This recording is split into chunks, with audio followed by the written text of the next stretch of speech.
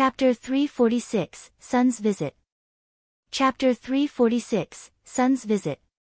Elite Coder. Dugu Zhantian and Feng Qiubai greet His Majesty. The dignified emperor sat on the golden throne as the two bowed. The emperor waved for them to get up and asked, "You two have been supervising the esoteric debate in my stead. Tell me, what has come off of it? What surprises have cropped up?"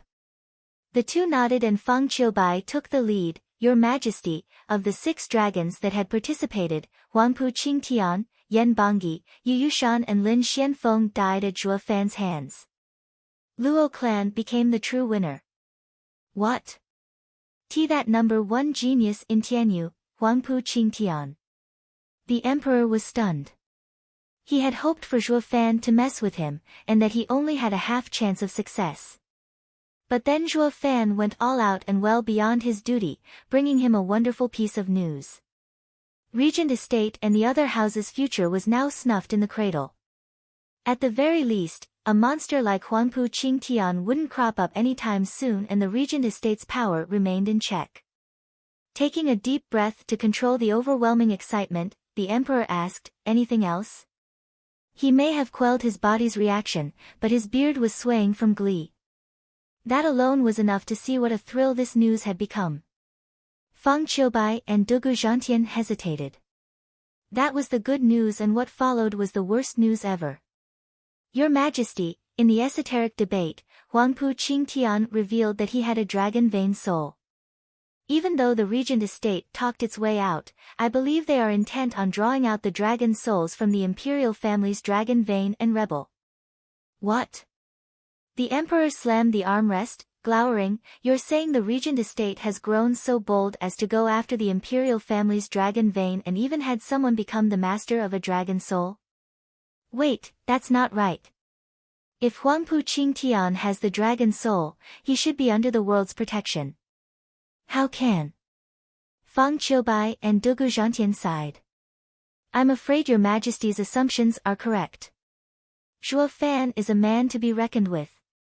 He killed Huangpu Qingtian and subdued Dragon Vein Soul, making the world quake for 9 days. From what I saw, he is a man who can change fate." The emperor's face darkened. "You mean to tell me Zhuo Fan has the dragon soul and has now become a rightful king, by providence no less?" "Yes. But although he has providence and dragon soul's protection, the wielder of dragon vein ruling the lands has been foretold by the high priest since 1,000 years ago. Over these years, the parish's prediction hasn't changed. There's just one thing I am unable to clarify. If dragon soul's protection was providence and heaven's blessing, why did Huangpu Qingtian end up getting killed? Is this a flaw in the prediction, or Zhuo Fan defies the heavens themselves?" Feng Qiubai was pensive. The emperor said with cold eyes, "How did Zhuo Fan kill him?" "Bit him to death." Dugu Zhantian reported with his head hanging. The emperor was stunned. "Bitten to death? Did he eat him?" "Your Majesty, is something wrong?" Feng Qiubai asked. What shocked the people was Zhuo Fan killing Huangpu Qingtian, with none paying attention to how he did it. But from the emperor's reaction, it seems it held a deeper meaning.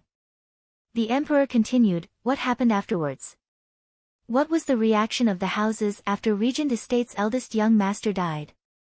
Regent Estate's hatred for Zhuo Fan ran bone deep, and when the kid returned to Dragon Cloud City, the 4 house lords besieged him, however. "What, you saved him?" The emperor eyed them. Feng Qiubai sighed, "Your Majesty, the kid has the dragon soul now, and sooner or later, will become a thorn in the imperial family's side. Thinking about how he has done so much for us, we couldn't just kill him ourselves. So letting the Regent Estate attack him was the best conclusion. That is why Marshal Dugu and myself did not interfere. However, Mad Dipper Li Jingtian did." "Mad Dipper? Wasn't he Regent Estate's venerable? He went missing 6 years ago, but why did he suddenly show up to protect Zhuo Fan?" The emperor frowned. Feng Qiubai shook his head. "I am not clear either. All I know is that he turned his back on the Regent Estate and sided with the Luo clan, becoming their elder. He also follows Zhuo Fan's orders to a fault. It was evident from Zhuo Fan's order to annihilate the Regent estate. He didn't hesitate in attacking Huangpu Tianyuan and the others. What, Regent estate was destroyed in Dragon Cloud City? Of course not. Feng Qiubai replied at the emperor's shock, if all the elders of Regent estate died, the world would be in chaos and that would only harm your majesty. That is why I stepped in. But Li Jingtian was truly strong. He has already reached peak radiant stage. All I could do was fight him to a draw. I am deeply ashamed. The emperor's eyes shrank, incapable of believing what he was hearing. Luo clan, a third-rate clan, was actually hiding an expert that could tie with a divine dragon? Doesn't that mean the Luo clan is on the same level as the Seven Houses? In fact, they are now second only to Regent estate. In less than 10 years, that wretched clan has grown so much. In less than a decade. The emperor sighed. Feng Qiubai and Dugu Zhantian sighed as well. The events were too astonishing. Zhuo Fan was incredible, capable of turning everything around. Who could turn a bunch of ants in such a short time into an elephant? Zhuo Fan. Taking out the paper from his sleeve, the emperor sighed, take a look. When the world quaked, Parish sent these words. The two read it and after a pensive silence, they said to the emperor, may we ask what is your majesty's view of these words? I didn't understand at first, but listening to what transpired in Dragon Cloud City, I can guess now. The emperor stroked his beard, the earth dragon points at Huangpu Qingtian, representing the regent estate. While the celestial dragon ought to be Zhuo Fan descending from the heavens. When the two dragons collide, the land and rivers shall each call their king. This is the most worrisome part. The world will fall into chaos, with kings appearing and Tianyu sundering. The two generals paled. If these words were true, the empire was at an impasse. Your Majesty, I may be close to the Luo clan, but for Tianyu's safety, allow me to march on Windgaze City. Dugu Zhantian cupped his hands. The emperor waved his proposal, no, know yourself and your enemy and you shall be ever victorious. The intelligence of the Luo clan is thin. To the point that we didn't even know of Li Jingtian. It's obvious that Zhuo Fan is hiding deep secrets. And even if we do march on them, we can't do it without a good reason. It will only give others the chance to take advantage of the chaos. Then what shall we do, Your Majesty? Dugu Zhantian cupped his hands. The emperor grumbled about something, then spoke with a dark face, as per our promise, inform that all of the Luo clan has to come to the imperial capital for its reward, to receive their title as the Eight Noble House. Call upon the clans of the land and the Seven Houses to bear witness to this ceremony. Feng Qiubai's eyes lit up, catching the emperor's drift. He nodded, Your Majesty is wise. With so many experts gathered in the imperial capital, we won't have to lift a finger as they will tear each other apart out of hatred and vengeance. Any misfortune that befalls the Luo clan now, even if by Regent Estate's insidious hand, would have nothing coming back to us. We will even see the Luo clan's true power come to light. That's two birds with one stone. No, it may very well be possible that the Regent Estate has long been powerless to deal with the Luo clan. I only wish to see the Luo clan's power to its full extent, ha ha ha, with a sinister laughter, the emperor's eyes shone. 3 months later, a red light shot before Blackwind Mountain. A 7-year-old kid appeared before the mountain, looking on with a sigh, this must be Dad's home. And it even has 5th grade arrays. Not bad at all. Dad, I'm here. Open up or I'll bash my way in. The kid roared. The very next second, fog parted and Yen Fu walked out from within. Seeing the shouting kid, he was lost. Kid, where did you come from? Who told you to come here? Don't you know this is the Luo clan, the one even the Seven Houses fear? I'll give you a thrashing if you keep shouting. TCH, a mere lackey is so cocky. The Luo clan's fame must be quite something. Not beneath those houses at least. The kid grinned, ignoring Yan Fu and turning to the distant Blackwind Mountain peak as he assessed, not bad. Dad picked the perfect place with ample spiritual energy. Yan Fu's face twitched and he snapped, "Brat, you dare call me a lackey? Do you know who I am, who my master is? TCH, showing off and talking about your backing proves loud and clear that you are, in fact, but a lackey." Ugh. Yan Fu faltered, stunned speechless at the kid's flawless logic. He had gotten used to scaring others with his master's name. Even though for the last few years, he was down on his luck, but after seeing his master, he was in high spirits, back to his same old habits. But getting mocked by a kid left a bad taste in his mouth. Even more so when the kid made perfect sense. Everywhere he went he'd show off his backing, like a true lackey. As if he was afraid of getting a thrashing. Yan Fu sighed in the end, "Out with it, brat, what do you want?" "I've come for someone." "Who?" "My dad, Zhuo Fan." The kid stuck out his chin. Chapter 347, Monstrous Father and Son Duo. Chapter 347, Monstrous Father and Son Duo. Elite Coder. What? Gasping, Yan Fu stammered, "Who did you say you were here for again?" "Zhuo Fan." "And no, I mean, is Steward Zhuo your?" Yan Fu gulped. The kid raised an eyebrow and spoke genially, "My dad, why?" "What, Steward Zhuo is your dad?"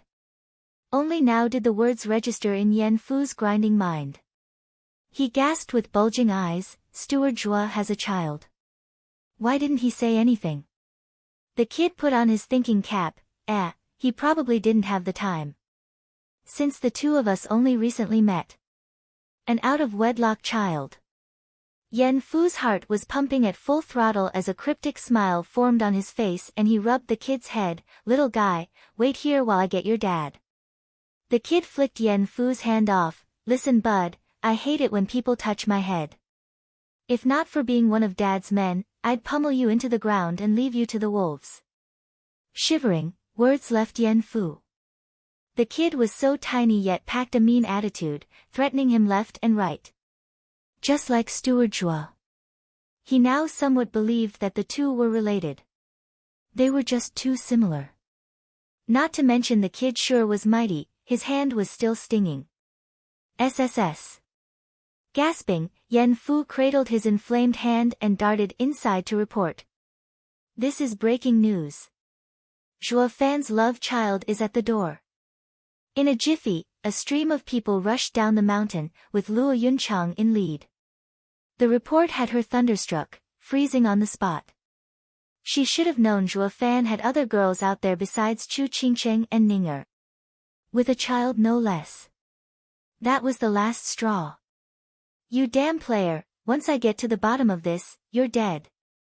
Raging like a volcano, Luo Yunchang stormed down the mountain along with Shui Qingjian, Qiu Yanhai, Captain Pang and many more joining the bustle.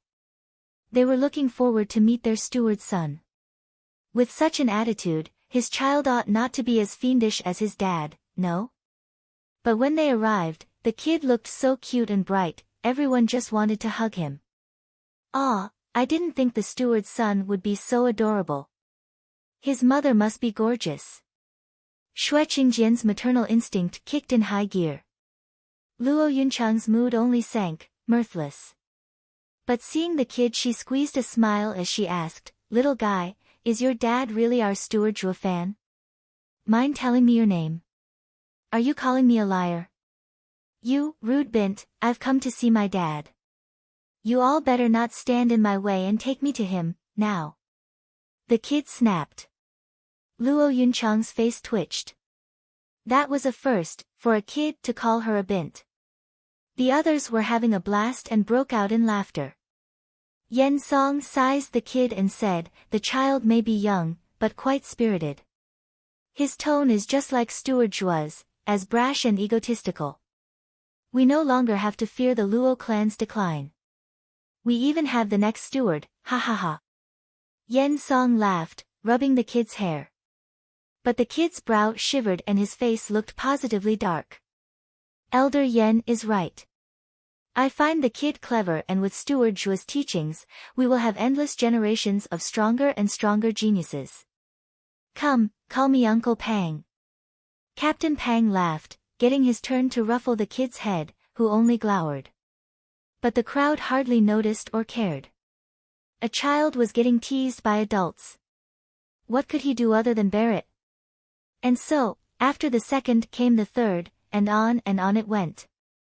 Everyone rubbed his head and teased him. But the child's only reaction was an increasingly darker face. The last straw was when Qiu Yanhai came over laughing. But before he could speak, the kid flung his hand off and snapped, "I told you not to touch my head. Take me to see my father."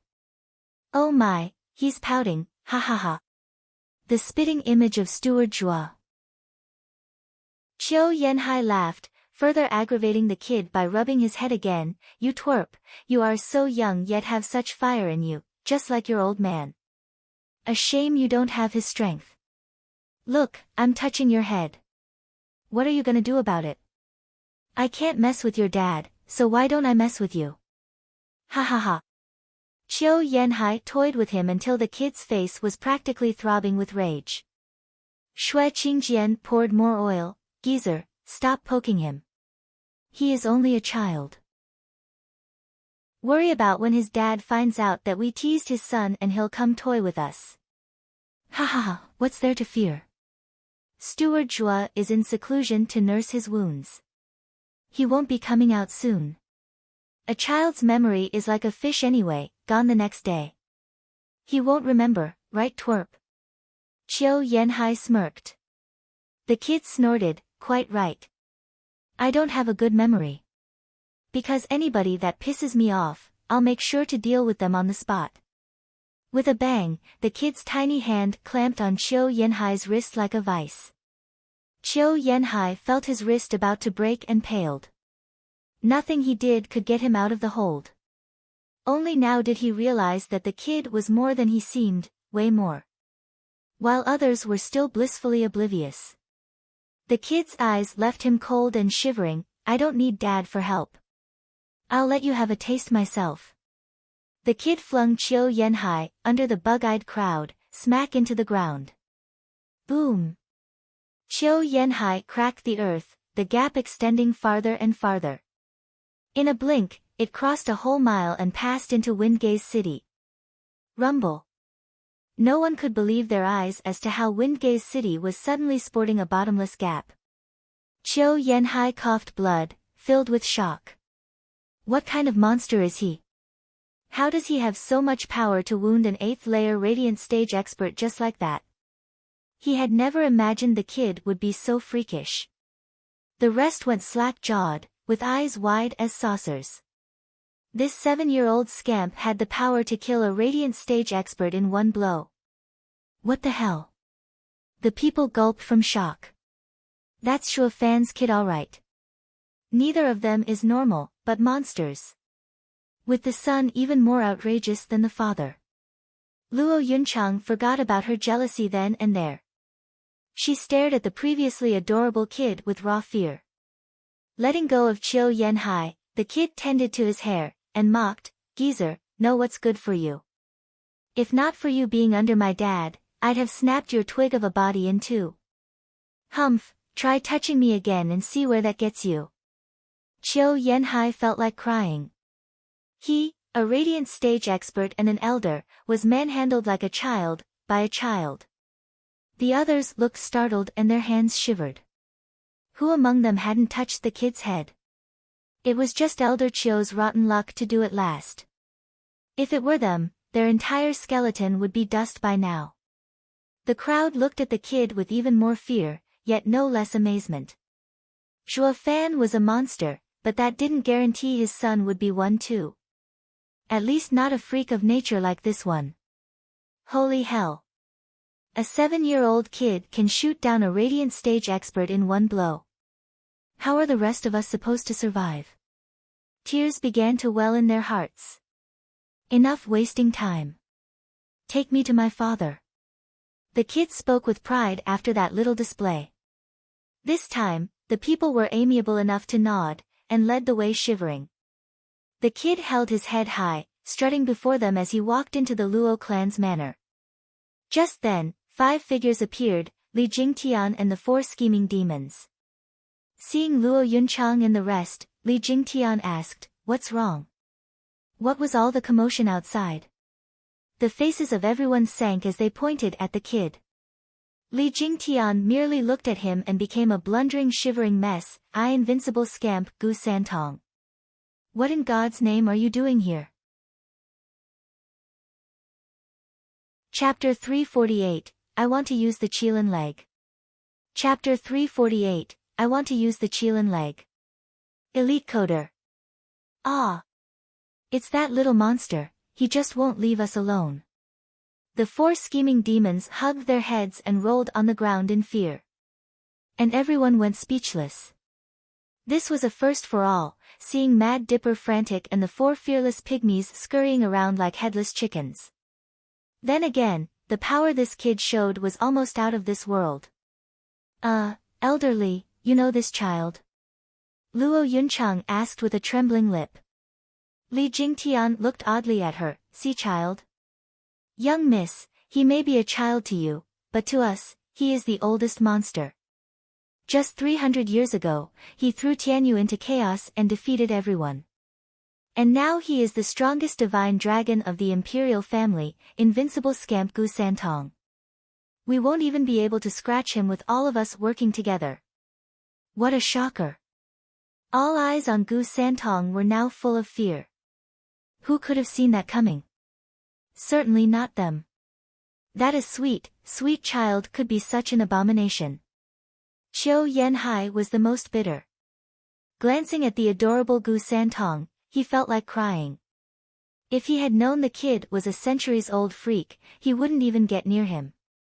Everyone was now trying to make sense of what this force of nature was doing coming to the Luo clan. But, isn't he Zhuo Fan's son? How can he be 300 years old? Luo Yunchang was skeptical. Li Jingtian looked puzzled as well. "Who told you that?" "He did." And the crowd had spoken, pointing at Gu Santong. Now it is Li Jingtian's turn to be floored. He looked at Gu Santong's genial face, filled with doubt. All the renowned experts cared about the world's view of them, and Gu Santong was no different. What possible reason would this almighty expert have to lower himself and say he was some guy's son?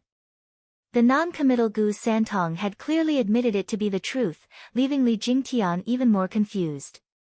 "Where's Dad? Take me to him," Gu Santong said. Li Jingtian hesitated but nodded in the end. "Wait a moment while I inform him."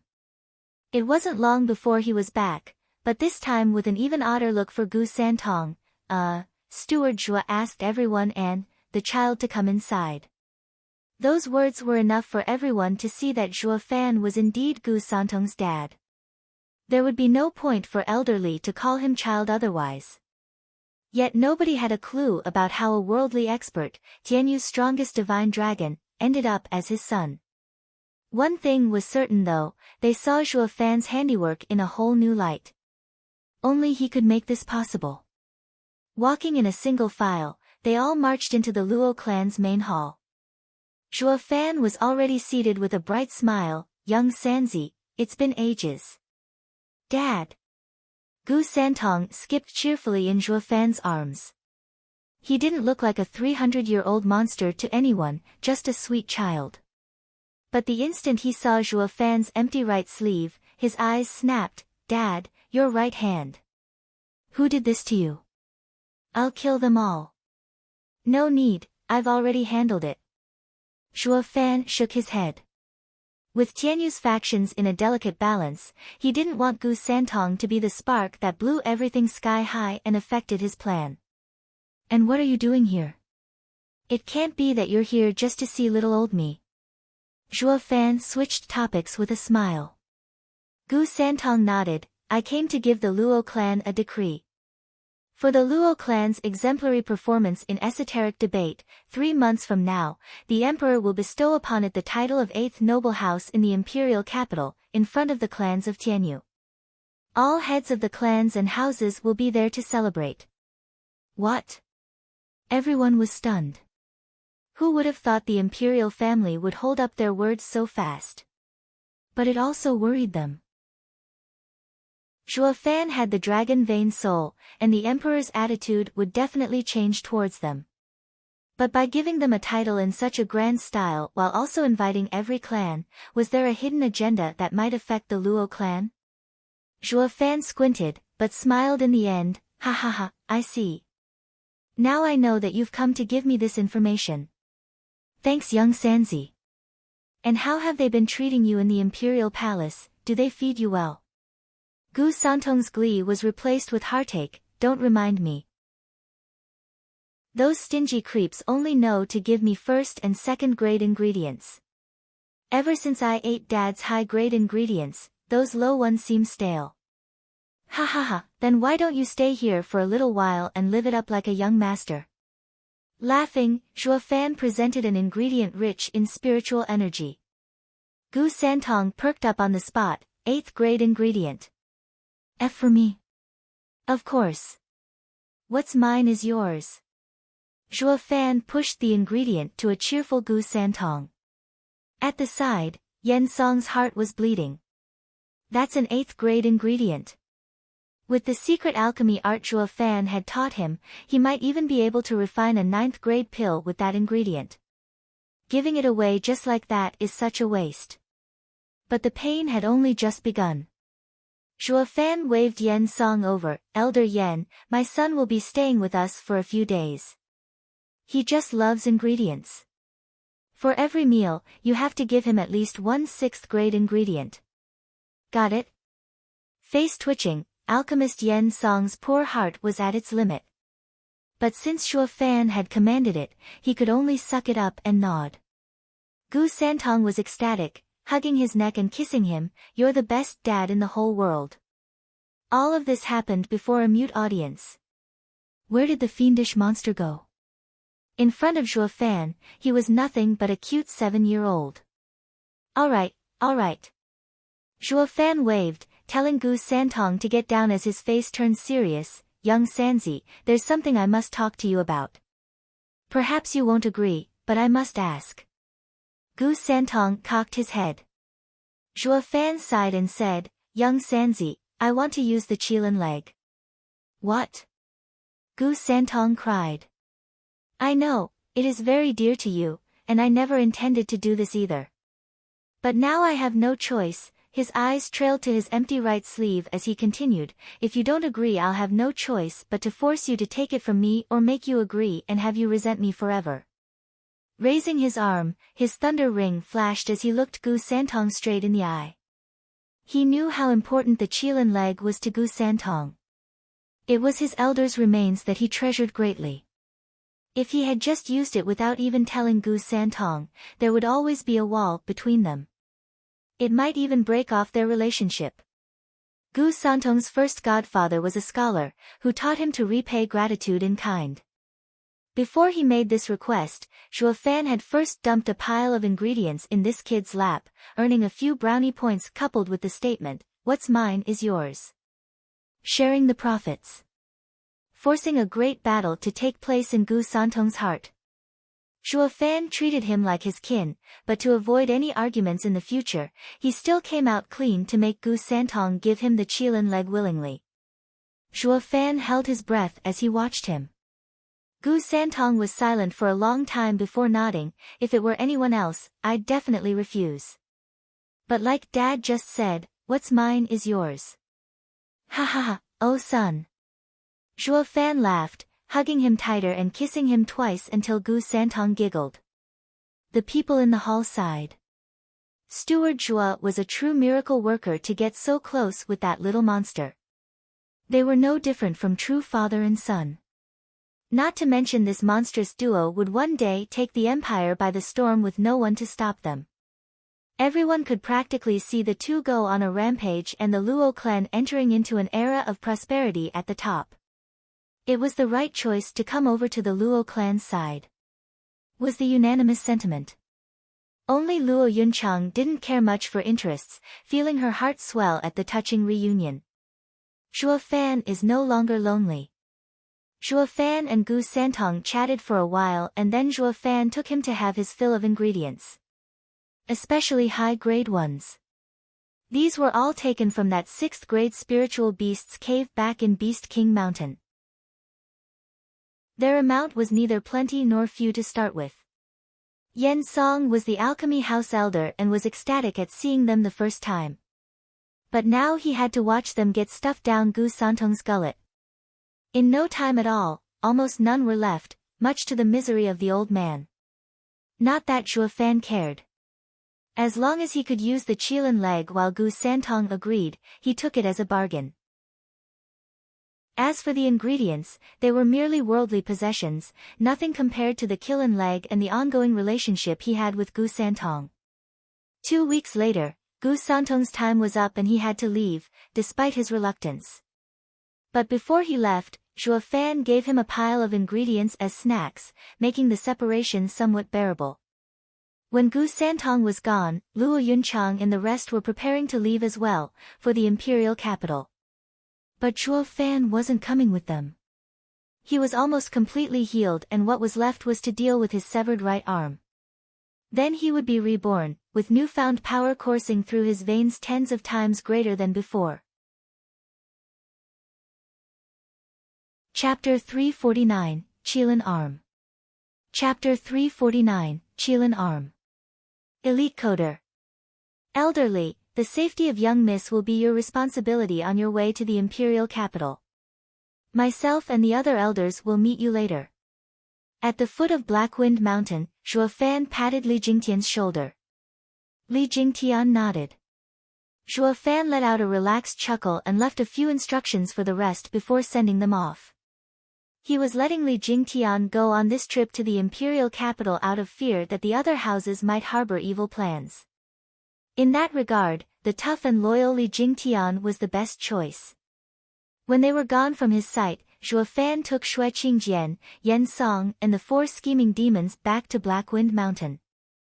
They soon arrived before the familiar misty forest. Zhuo Fan said, "I will enter seclusion for a few days and you must protect me. No one is allowed entry into Blackwind Mountain surroundings. Is that clear?" "Crystal." They all cupped their hands. Zhuo Fan relaxed and vanished among the fog. The rest assumed their role and guarded Blackwind Mountain from all directions. After arriving at a wide clearing, Zhuo Fan found it adequate and began to carve a familiar body refining array. The only difference was that this array was a great deal larger. When finished, Zhuo Fan's hand flashed and he inserted tens of thousands of spirit stones into the array core with a wave. With a boom, a pillar suddenly shot for the clouds. This was the same Qilin leg he obtained from the Lightning Canyon, the one he was planning to make his new right arm from. But the effort to convert a sacred beast's leg into a human's arm was far too difficult. The scale of the Qilin leg alone posed a huge problem. Luckily, he had come prepared. With the shaping spring he got from Beast King Mountain, this problem was solved by itself. Shaping Spring's mystical ability would turn the Qilin leg into a human's arm and safely replace his lost limb. He had had this idea since the first time he heard of Shaping Spring. But because of the dangers involved, he had vetoed it. Yet the fight with Huangpu Qingtian had taught him to steel himself and throw away any hesitation. "It's just a hand, how hard can it be?" Grinning, Zhuo Fan sighed. "When the going gets tough, the tough gets going." Zhuo Fan flew atop the Qilin leg and poured the shaping spring all over it. He then slowly floated back down, stepped out of the array and made a hand sign. A tremendous boom echoed and the array exploded with light. Even the thick fog found it hard to conceal it. The elders outside were stunned, in the dark about Zhuo Fan's plan. Then the Qilin leg released a bloody glow echoing the array's own light. It trembled and crackled with lightning. At the same time, the white liquid on its surface slowly seeped in. It wasn't long before all of it was absorbed. Squinting, Zhuo Fan capitalized on the timing and changed his hand sign. "Heaven and Earth's sacred power shifts yin and yang, the Qilin leg will turn into an arm." All shall be fused as one and the sacred arm will break the heavens.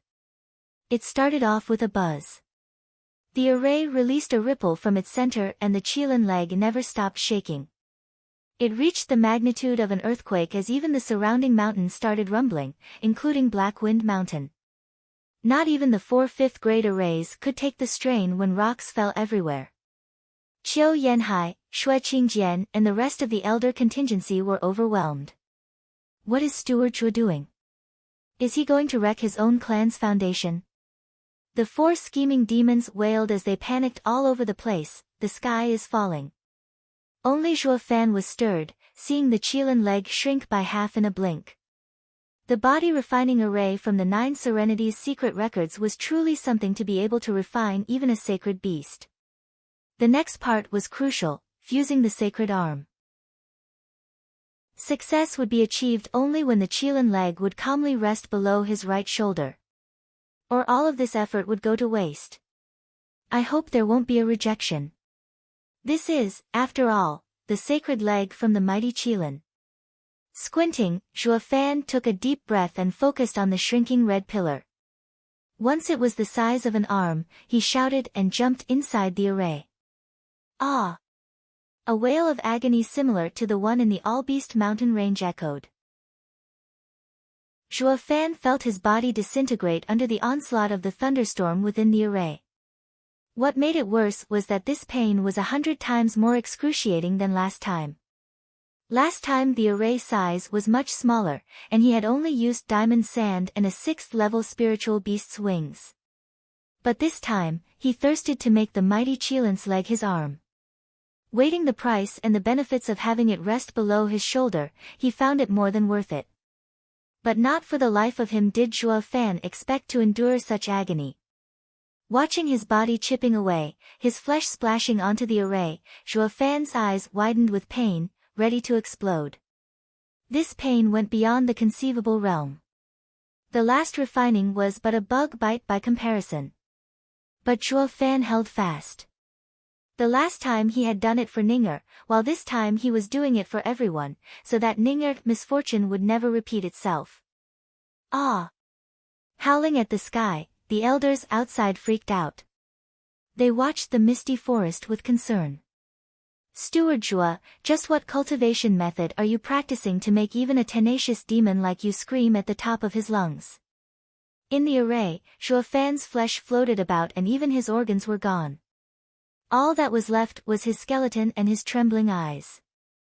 Zhuo Fan would have been long dead by now in these circumstances, but within the array, his life force didn't scatter. The Qilin leg released a bloody glow and Zhuo Fan's pieces of flesh flew around it and bathed in the red glow before shooting for his body and reforging it. With a long sigh, Zhuo Fan's heart eased. It's finally combining. This meant that the refining was nearing its end, bringing him one step closer to success. His thinking was quite logical.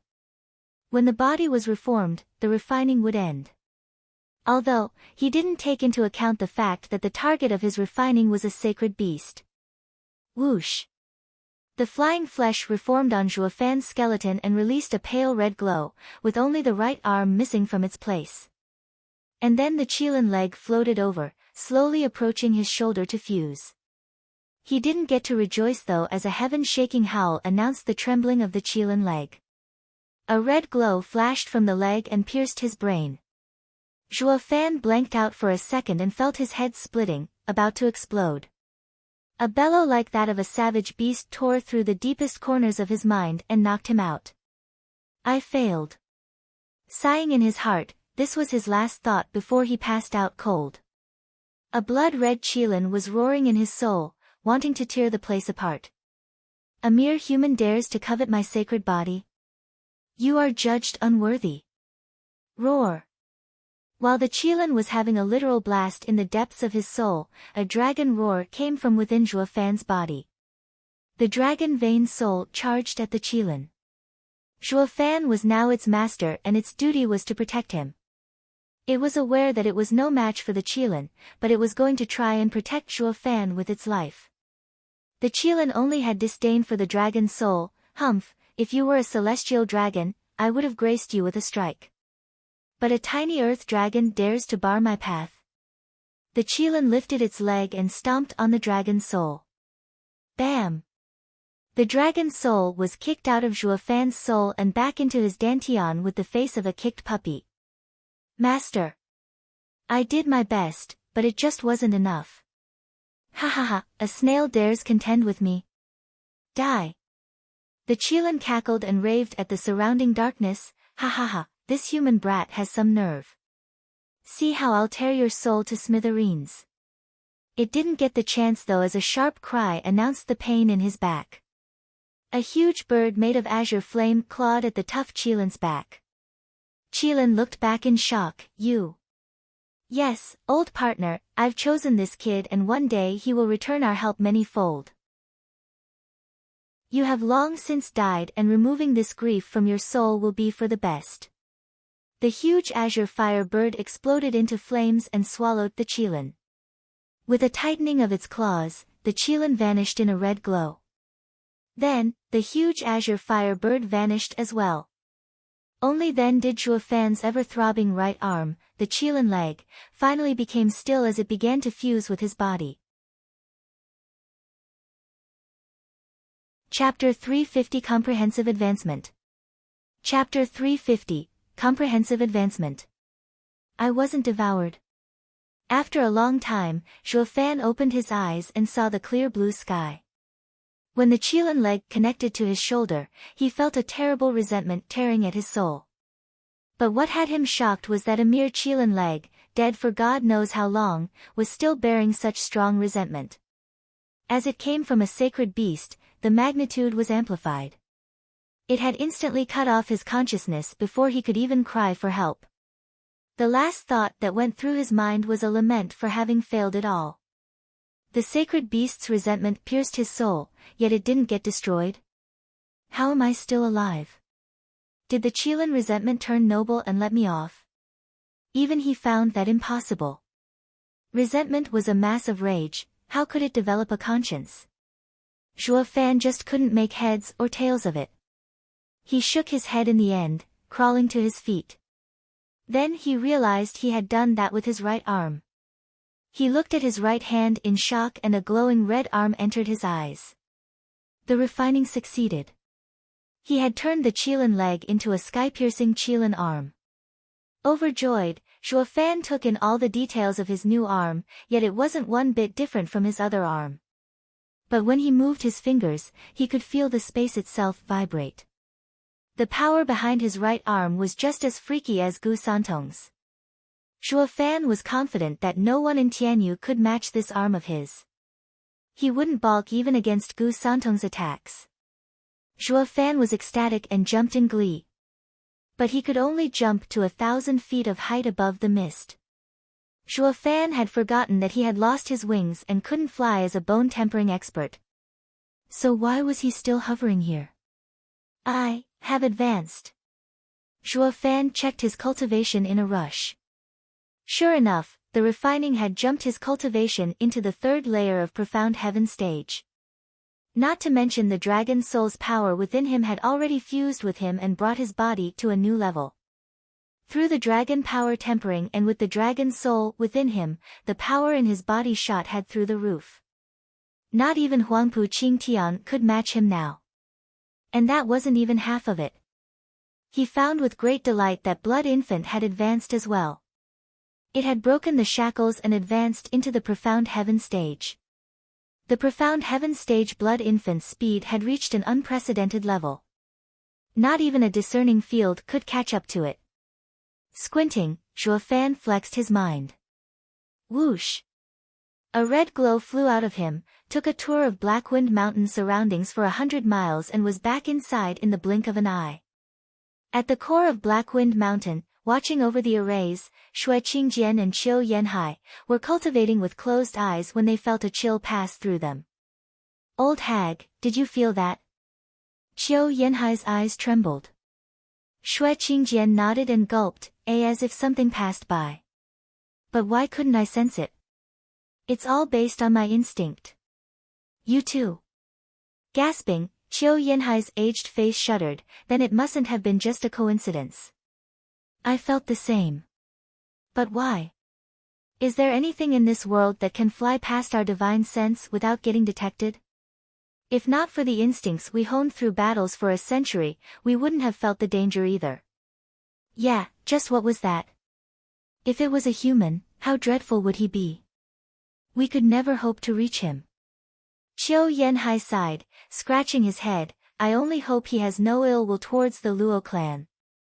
In another area, the 4 scheming demons were on duty, to fend off anyone going into the misty forest where Zhuo Fan lay. But were these pygmies that bored? It didn't take 15 minutes before they were back to squabbling and fighting. And they had kept at it all this time. Whoosh! When the red glow flashed by, the 4 pygmies stopped mid-swing. Bro, did something pass by just now? Sly Demon frowned. Violent Demon's punch faltered, his eyes roaming about. No way. What could possibly pass us 4 heroic demons without so much as a sound? Such a thing doesn't exist in this world. Yeah, there's absolutely no way. Wimp Demon shook his head. The other 2 paused for a second before doing the same. That settles it. Now, where were we? Violent Demon swung his hand with a grin. Sly Demon said, you were about to punch my face. Bam! And that was what Violent Demon did, smacking Sly Demon's nose. Ha ha ha, now I remember. I really wanted to bash your face in. Sly Demon returned blows, of course, right at Violent Demon's head. Thus, the 4 resumed their ever-bustling bonding. But just then, Zhuo Fan's dignified voice came from above Blackwind Mountain. Elders, come to the misty forest. Steward Zhuo was out. Shui Qingjian and Qiu Yanhai rushed post-haste. Yan Song came out of the alchemy house as well, flying to the forest. The 4 scheming demons stopped their sharing tough love and gathered at Misty Forest. Soon, all of the Luo clan's elders were watching the forest. Zhuo Fan walked out of the bloody fog and nodded. The elders saw that Zhuo Fan didn't only recover his arm but had also reached the 3rd layer of Profound Heaven stage. Leaping 4 layers in just 1 month. His speed was faster than a rocket. Monster. The word was on everyone's lips. How could Huangpu Qingtian possibly compare? He was just a novice. Zhuo Fan smiled. How long was I away? A month. Yan Song bowed. Nodding pleasantly, Zhuo Fan said, perfect, I just let my demonic creature check your situation. You've done well this month. What, it was you just now? Shui Qingjian cried out, what is that demonic creature that moves so fast? Ha ha ha, I have many more tricks up my sleeve. You will get to see them in time. Zhuo Fan replied with a vague smile, which only made the others more baffled. Just how many tricks is Steward Zhuo Fan hiding to catch everyone off guard? Truly frightening. Even though they were radiant stage experts, they were like kittens in front of a tiger when Zhuo Fan was around. From what I saw, that was a quick reaction. Elder Qiu and Elder Shui, you're quite sharp. Elder Yen is still in Profound Heaven stage, so it's fine, and he is quite dedicated to alchemy too. Only you 4, what the hell is wrong, you shits? Zhuo Fan's smile turned demonic as he glared. I told you to defend this place, yet all you do is squabble. Talk, how should I punish your negligence of duty? Shuddering, the 4 put on hurt looks in sync. Steward Zhuo, anything but the bloodworms. Any other punishment is fine. How about you beat us up? Sly Demon pleaded. Raising an eyebrow, Zhuo Fan laughed. You must be thinking I can't hurt you, to ask for that, right?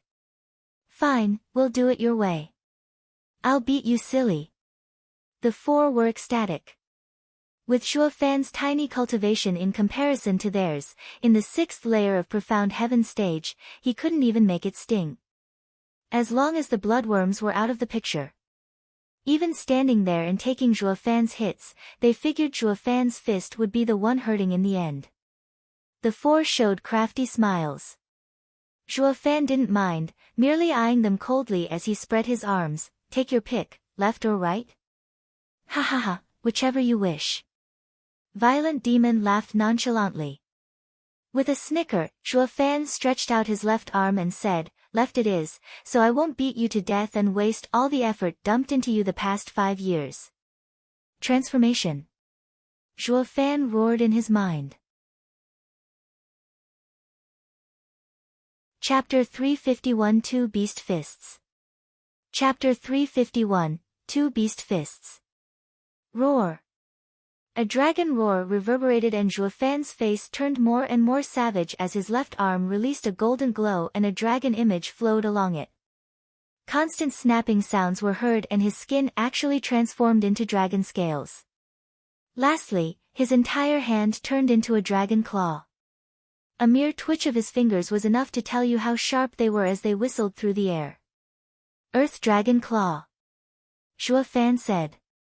He turned his vicious eyes at the 4 scared cats and said, over the last month, I've trained to integrate with the dragon vein soul.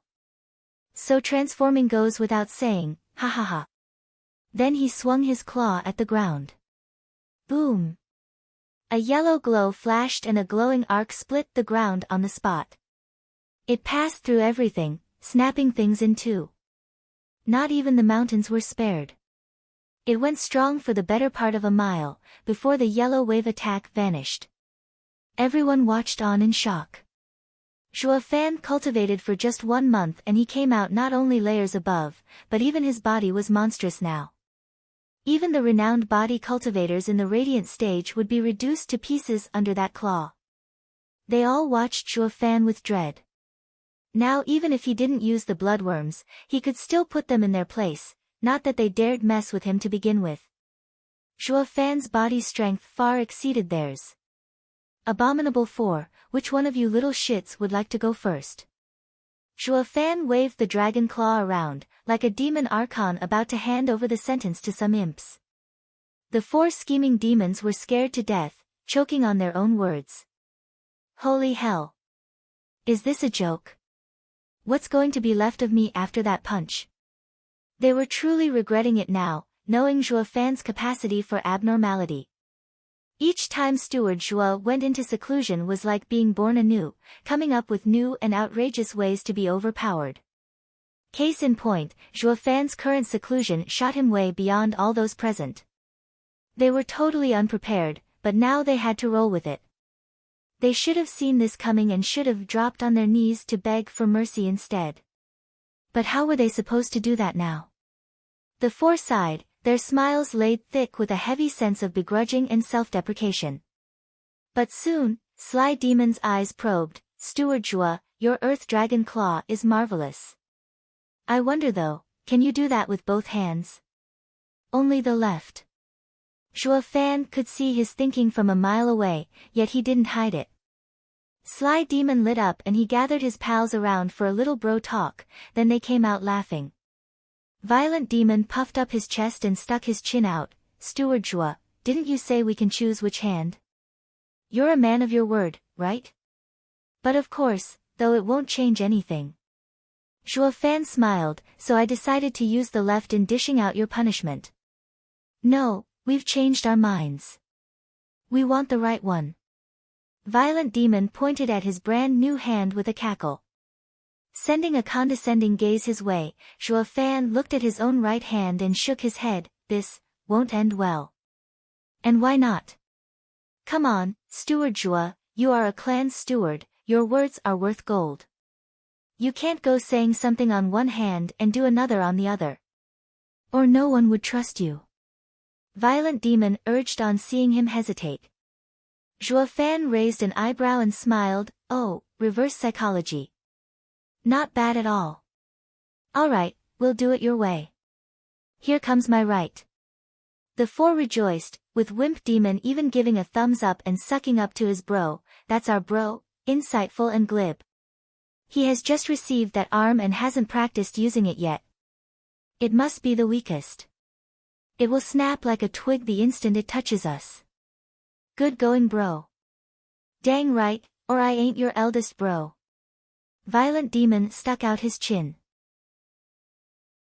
Sly Demon was annoyed and backhanded Wimp Demon, cut the bull, that was my idea. Whose ass are you kissing? By all rights you should be kissing mine. Wimp Demon looked aggrieved with that red face. Violent Demon was growing irate and backhanded Sly Demon too, you're the bullshitting one. I'm the eldest bro. Without my wise leadership you'd never come up with this plan. All credit goes to me. You're the one bullshitting. I said it first. It was my idea. Why should you take credit? Sly Demon was pissed off and started throwing punches at Violent Demon. The other two demons were cheering, but it wasn't long before they joined in for a much-needed bonding. And so, four little demons played their little act per usual, same old same old. The elders having front row seats of the spectacle had brooding moods. These little shits are a lost cause. They've already forgotten why Steward Zhua was angry, why he was punishing them. They were going at it right in front of him, like everything was right as rain, no harm done.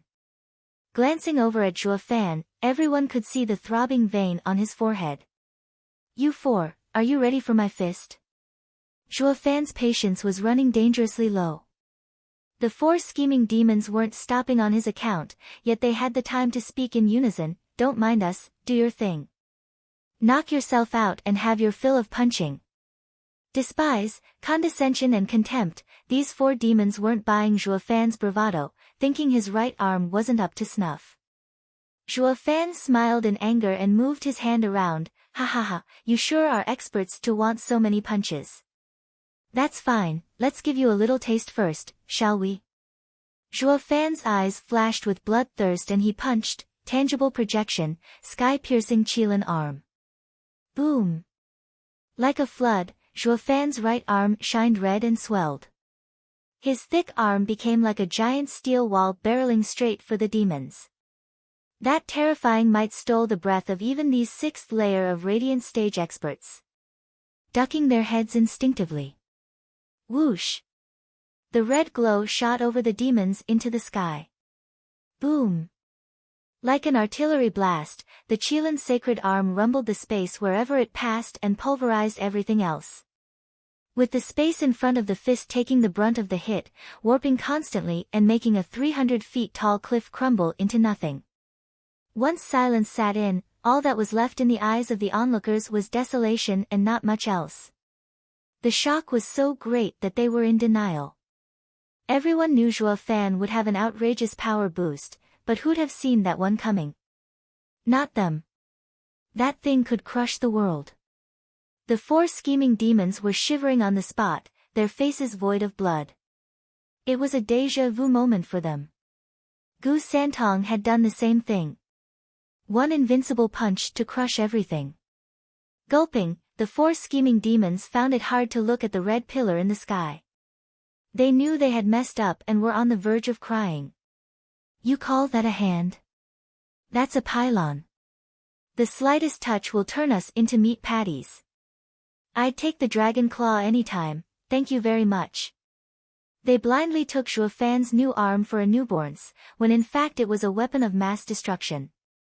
Moreover, are those the arms of a human? Gasping, Zhua Fan withdrew the Qilin leg back to being his arm and nodded pleasingly. Transformation was a secret art of changing shape. That meant turning his left arm into the earth dragon claw, of a sacred beast taking human form. While tangible projection meant transformation of returning to its original form. His Qilin arm looked like an arm and was tough beyond imagination, but only through this tangible projection of turning the Qilin arm back to the Qilin leg, could he unleash the sky-piercing Qilin power. Yet this wasn't all the Qilin leg could do, limited as it was by his low cultivation. Had he put too much power into the blow, he'd be going down with it. But even when limited, for the whole of Tianyu, it was more than enough. With the Earth Dragon Claw on his left and the Qilin arm on his right, no enemy could contest him in Tianyu. Zhua Fan grinned, awfully full of himself. Now that he took notice of the others, their minds had taken a vacation it seemed, betrayed by their dumb looks. While the four demons were shaking like leaves. With a demonic smile, Zhuo Fan swished his right hand. You four said to keep them coming, right? Want another one? No, Steward Zhuo, you're too awesome. We don't dare to play in front of you. How about you use the blood infant to punish us? That punch of yours will splatter us. You wouldn't want the Luo clan's last 5 years of investment to be for nothing, would you? The four demons' heads were pounding and snot was coming out of their noses. Zhuo Fan smiled, ha, you four just keep begging for mercy. Fine, I'll let it slide just this once, but you better get this straight. If I find you slacking on the job again, there won't be a next time. I'll flatten your heads on the spot. Steward Zhuo, worry not, it won't happen again. The four demons shook their heads and vowed.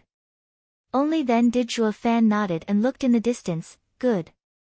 It's time we go to the imperial capital and regroup with the others. Yes. Everyone cupped their hands as they accepted the order. Even the playful and sly demons turned respectful on the spot.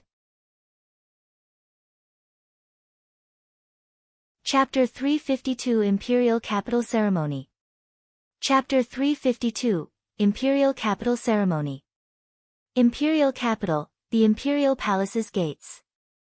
There were 360 copper inlays in the 9 heavy 3-meter-tall gates. Set in the shape of macrocosmic orbit array, it was an everlasting symbol of peace and imperial power. Guards strapped in golden armor stood before each grand gate with grace and dignity, releasing a heavy pressure on anyone who came close.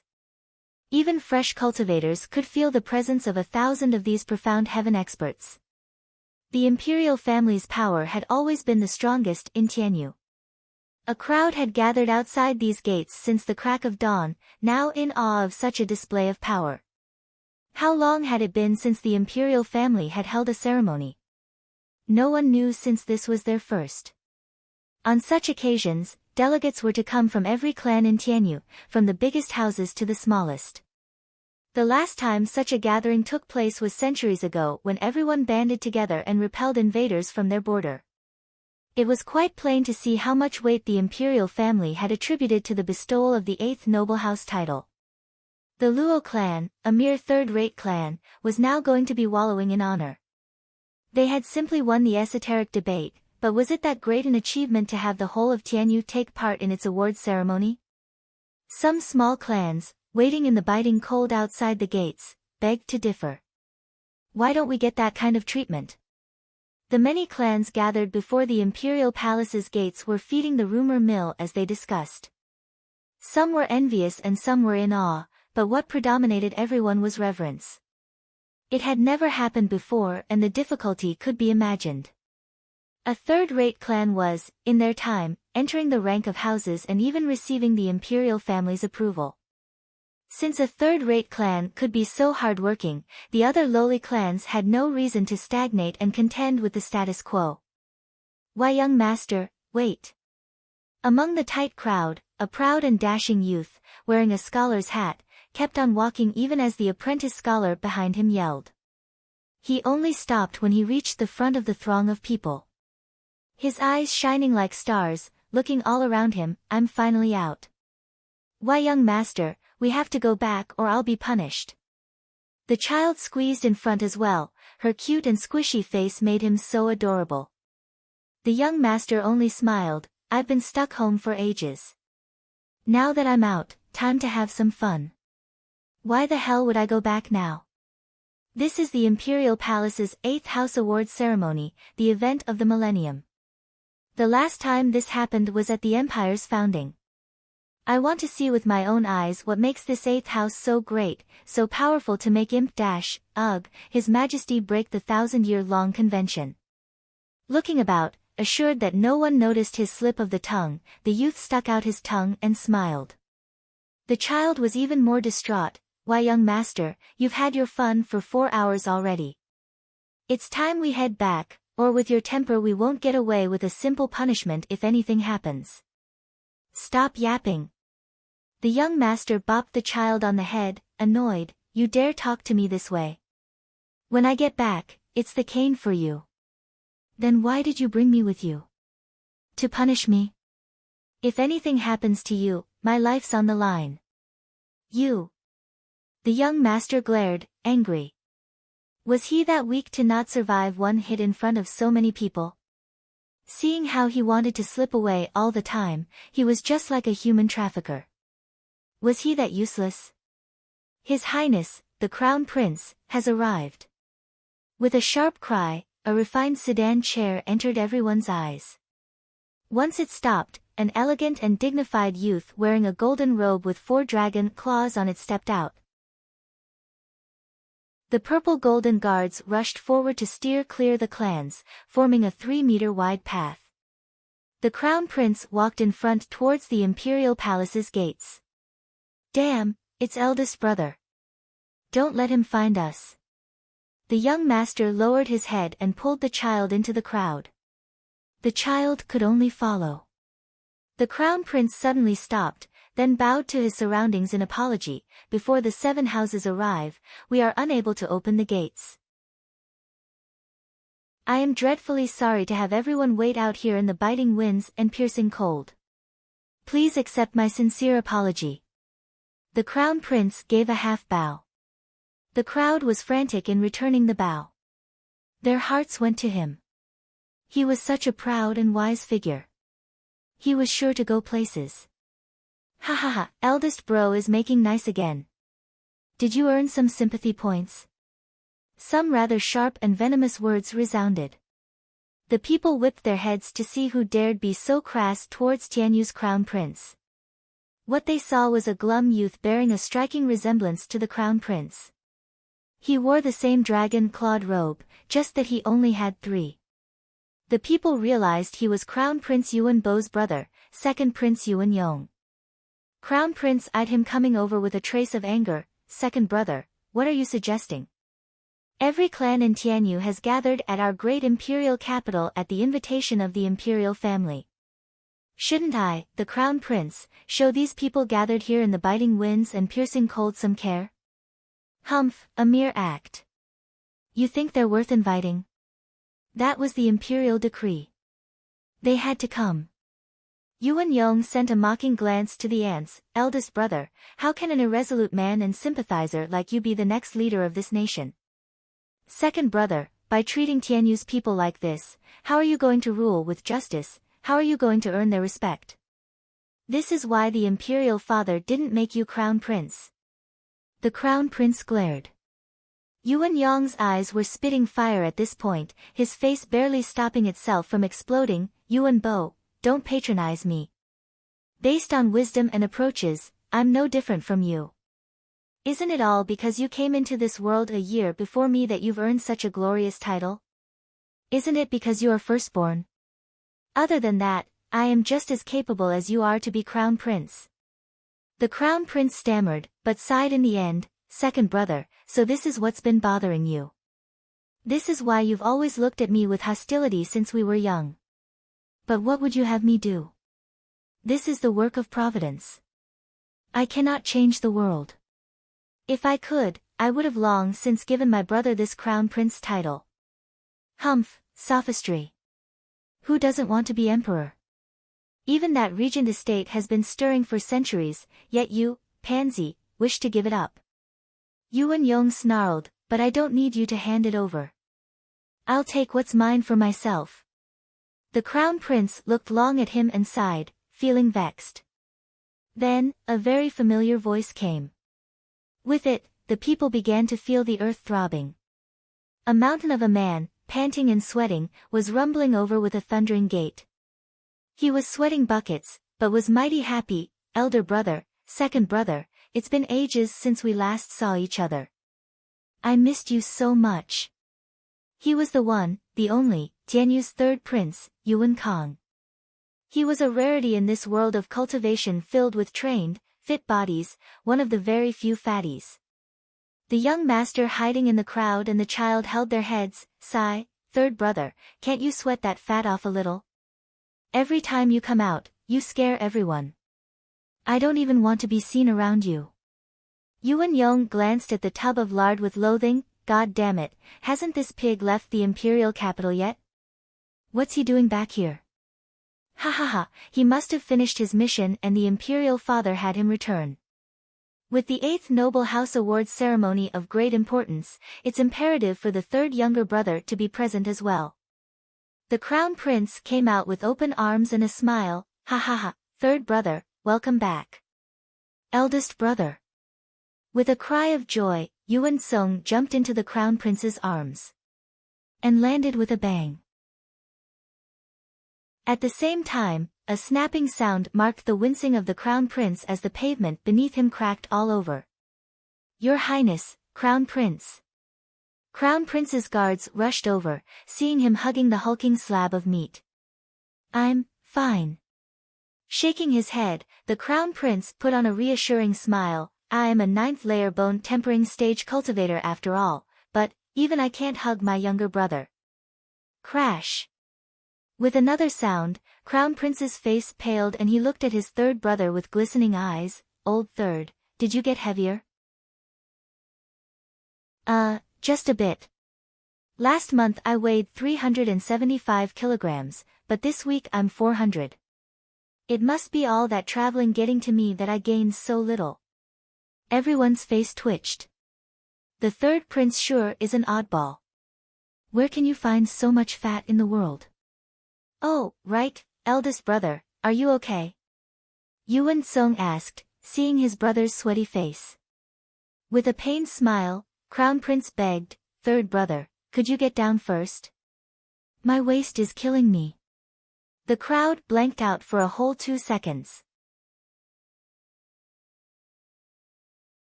Chapter 353 Vie for Power. Chapter 353, Vie for Power. Ha ha ha, my dear third, they say Huangpu Qingtian is a monster, but I think you're the biggest monster among them all. I've seen you be constantly on the move these few years, so how come you've gained more weight instead? Yuan Yong looked at the two brothers get out of the hug and mocked the one with the creaking waist. What about you, Crown Prince? Always posing around has finally taken its toll. The Crown Prince grew angry but sighed in the end, emphasizing that the younger brother didn't understand his pain. Yuan Song glared, second brother, I know you don't like me, but leave the eldest brother out of it. Save it. I don't like you because I find that blob of yours an eyesore. Moreover, humph, it's absolutely revolting. Yuan Yong's eyes glinted with bloodthirst. Crown Prince and Yuan Song wanted to respond, but sighed instead. The young master hiding in the crowd flushed, wanting to go out there and give him an earful. Second brother is too much. Eldest brother is always modest and thinks about the good of the people. Yet my second brother is always complaining. I need to go out there and give him a piece of my mind. Young master, stop causing trouble. If anyone finds out you've sneaked out, I'll take the fall as well. The child pulled him. Just then, a cry came from the crowd, look, Hell Valley has arrived. Everyone turned around to see a group of men in gray robes with Yuanshan in the lead. He was flanked by his elders and a striking young man with stern eyes. He was Hell Valley's brightest mind, Yugiki's last disciple, Yuming. Behind them were 4 strong elders that struck fear in the hearts of others with a mere glance. A single thought from them could annihilate them all. These were Hell Valley's 4 venerables. There used to be a 5th, but that one fell in the Battle of Windgaze City. This made Yuanshan's hatred for Zhua Fan reach bone deep. He had not only killed so many elders but even murdered one of their venerables. The only reason they weren't marching on Windgaze City to kill the Luo clan was because they knew it would be foolhardy. Who the hell cared about some imperial family's restrictions? As weak as they were, they could only endure. Valley Lord Yu, long time no see. Please forgive me for not welcoming you here in person. The Crown Prince cupped his hands. Yuanshan returned the greeting with a smile, Your Highness is too kind. Valley Lord Yu, how have you been the last 3 days? Second Prince Yuan Yong walked over with his head held high. Crown Prince's eyebrows twitched and Yuanshan frowned as he gave a mirthless laughter. Ha ha ha, thank you Second Prince for your concern. I have been well. Oh, it's almost time for the gates to open. I am going in first to prepare. Afraid of saying more than necessary, Yuan Shan came up with an excuse to extricate himself and made his way to the gates. The 9 gates had a particular importance, the 9 Dragon Guard. In every major event, Tianyu's clans gathered in front of these gates and the 9 gates opened at the same time. The emperor walked through the middle one, while the others were reserved for the houses and princes. It displayed to the public that the 7 houses and the imperial family were equals, with the rest of the clans following behind. This time the emperor was about to appoint the 8th house, so of course the sealed final gate was now reserved for the Luo clan. At the time of opening, the clans making their choice of which house to follow would stand before their respective gates. But since most of the 8 houses were running late, Yuan Shan saying that he was going to get ready to enter was an obvious excuse that he was avoiding them. When they arrived before a gate, Yuan Shan looked back at the second prince in anger, that rotten bastard. Has he lost it to be so impulsive? Wasn't he clearly pointing out to everyone that there's something going on between him and us? Ha ha ha, Valley Lord, relax. If you were shrewd, our partnership would have been in danger. It's his rash attitude that makes him an excellent pawn. With a twisted smile, Yuming said, he just wanted to show off his power before the crown prince. Let him be. But what about our secret plans? Won't they get exposed? Yuan Shan snorted. Yuming shook his head, Valley Lord, no need to be angry since it will all be revealed anyway. And in the current situation, the rest of the clans will take the same path as us. Once the Luo clan becomes the 8th house, they will turn into the last power and will turn the empire into a tripartite nation. At that time everyone will be tied down.